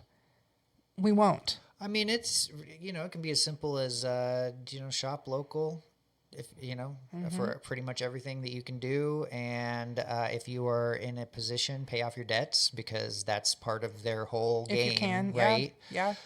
Is, keeping everybody in debtor's prison or whatever. Like, I know that's not possible for a lot of people, but, it doesn't need to be big and grand. It can just be a complete withdrawal of all of us from the public sphere. I mean, I'm like 2 seconds away from going back to my flip phone. Yeah. Like, for real. Yeah. I mean, I'm going through, I'm trying to cancel subscriptions. I'm trying to not, I've just bought a new computer. I specifically bought a brand that was not on any lists. Yeah. So it's little, it's going to take more organization. Definitely more organization. If there's a nationwide blackout or strike, there's going to be pain all around. Yeah. I mean, that's the sleeping dragon, right? Oh, absolutely. Yeah. The only thing that these elites cannot live without is your labor. Yeah. That's the only thing that's going to impact them. You standing with your signs and yelling and all of that, like, they mock us when we do that. It doesn't make a goddamn bit of difference. I mean, there's some community building there, but, like, you gotta leverage that to be into so clear. Action, right? It's not that it's pointless. It's that doesn't do what you think it does. It does good things. It creates unity with people. It helps build that community. It helps you meet people that you can maybe work with, barter with, learn how to, again, mutual aid, working together, helping each other, building that organizational structure. Yeah, that's what it does, right? What it doesn't do is make fascists give up power. Yeah. I will go back to, I cannot remember who said it. Never in the history of time has anyone with power willingly given up their power when they were asked. Like, you have to take power. I think it might have been W.E.B. Du Bois who said that. But that's the show tonight. It went longer than we anticipated. It often does. Partially, we had technical difficulties. We had a lot of technical difficulties, but there was also a lot to report. Here's to wishing that the next 2 weeks of your life will not be unprecedented. Yeah, as the so saying we're gonna goes. Do these lives, every other weeks, weeks, hopefully, to give a touch point, recap what happened, that sort of thing. And these are a little more informal and, like, we just talk. Yeah, exactly. And then there'll be podcasts in between, right? Podcasts in between. So stay tuned. Coming up next week, the first episode of season 2, where we're going to start talking about Civics 101, what these things even mean. And you know what? Even if the elections don't happen because Trump invokes the Insurrection Act to stop them. Well, that and Venezuela are both options to like stop the election. But That's right. I think they would prefer that the election happen just very controlled, right? Right. Like, I mean, are they going to put ICE at contested ballot boxes? Yeah, probably, right? Maybe. Yeah. Even so, we soldier on and do our best to keep the people informed and empowered. The, I guess, final message I want to leave with our viewers, whether you're watching live or you're watching this recorded, is that you have more power than you know, and your power lies in your own taking back control of your labor, of your time, of your energy, and in uniting with your neighbors and the people around you to take care of one another. Just take care of yourselves Let's and one another. Let's agree that we're all humans and take care of each other. Yeah, exactly. Thank you so much for joining us tonight. Be looking out for that new episode. Follow us Facebook, Instagram, The Vermilion Times. You can subscribe on our website, www.vermiliontimes.com. Let us know what you think about this. For questions, sure. all that type of stuff. Send your questions to us, editor@vermiliontimes.com. You can also find that on our website. There's a contact form you can fill in if you have questions, or if you would like to join us for one of these lives, or if you would like to write an opinion piece. We are always looking to feature new ideas, different perspectives. We are a nonpartisan 501c3 nonprofit organization.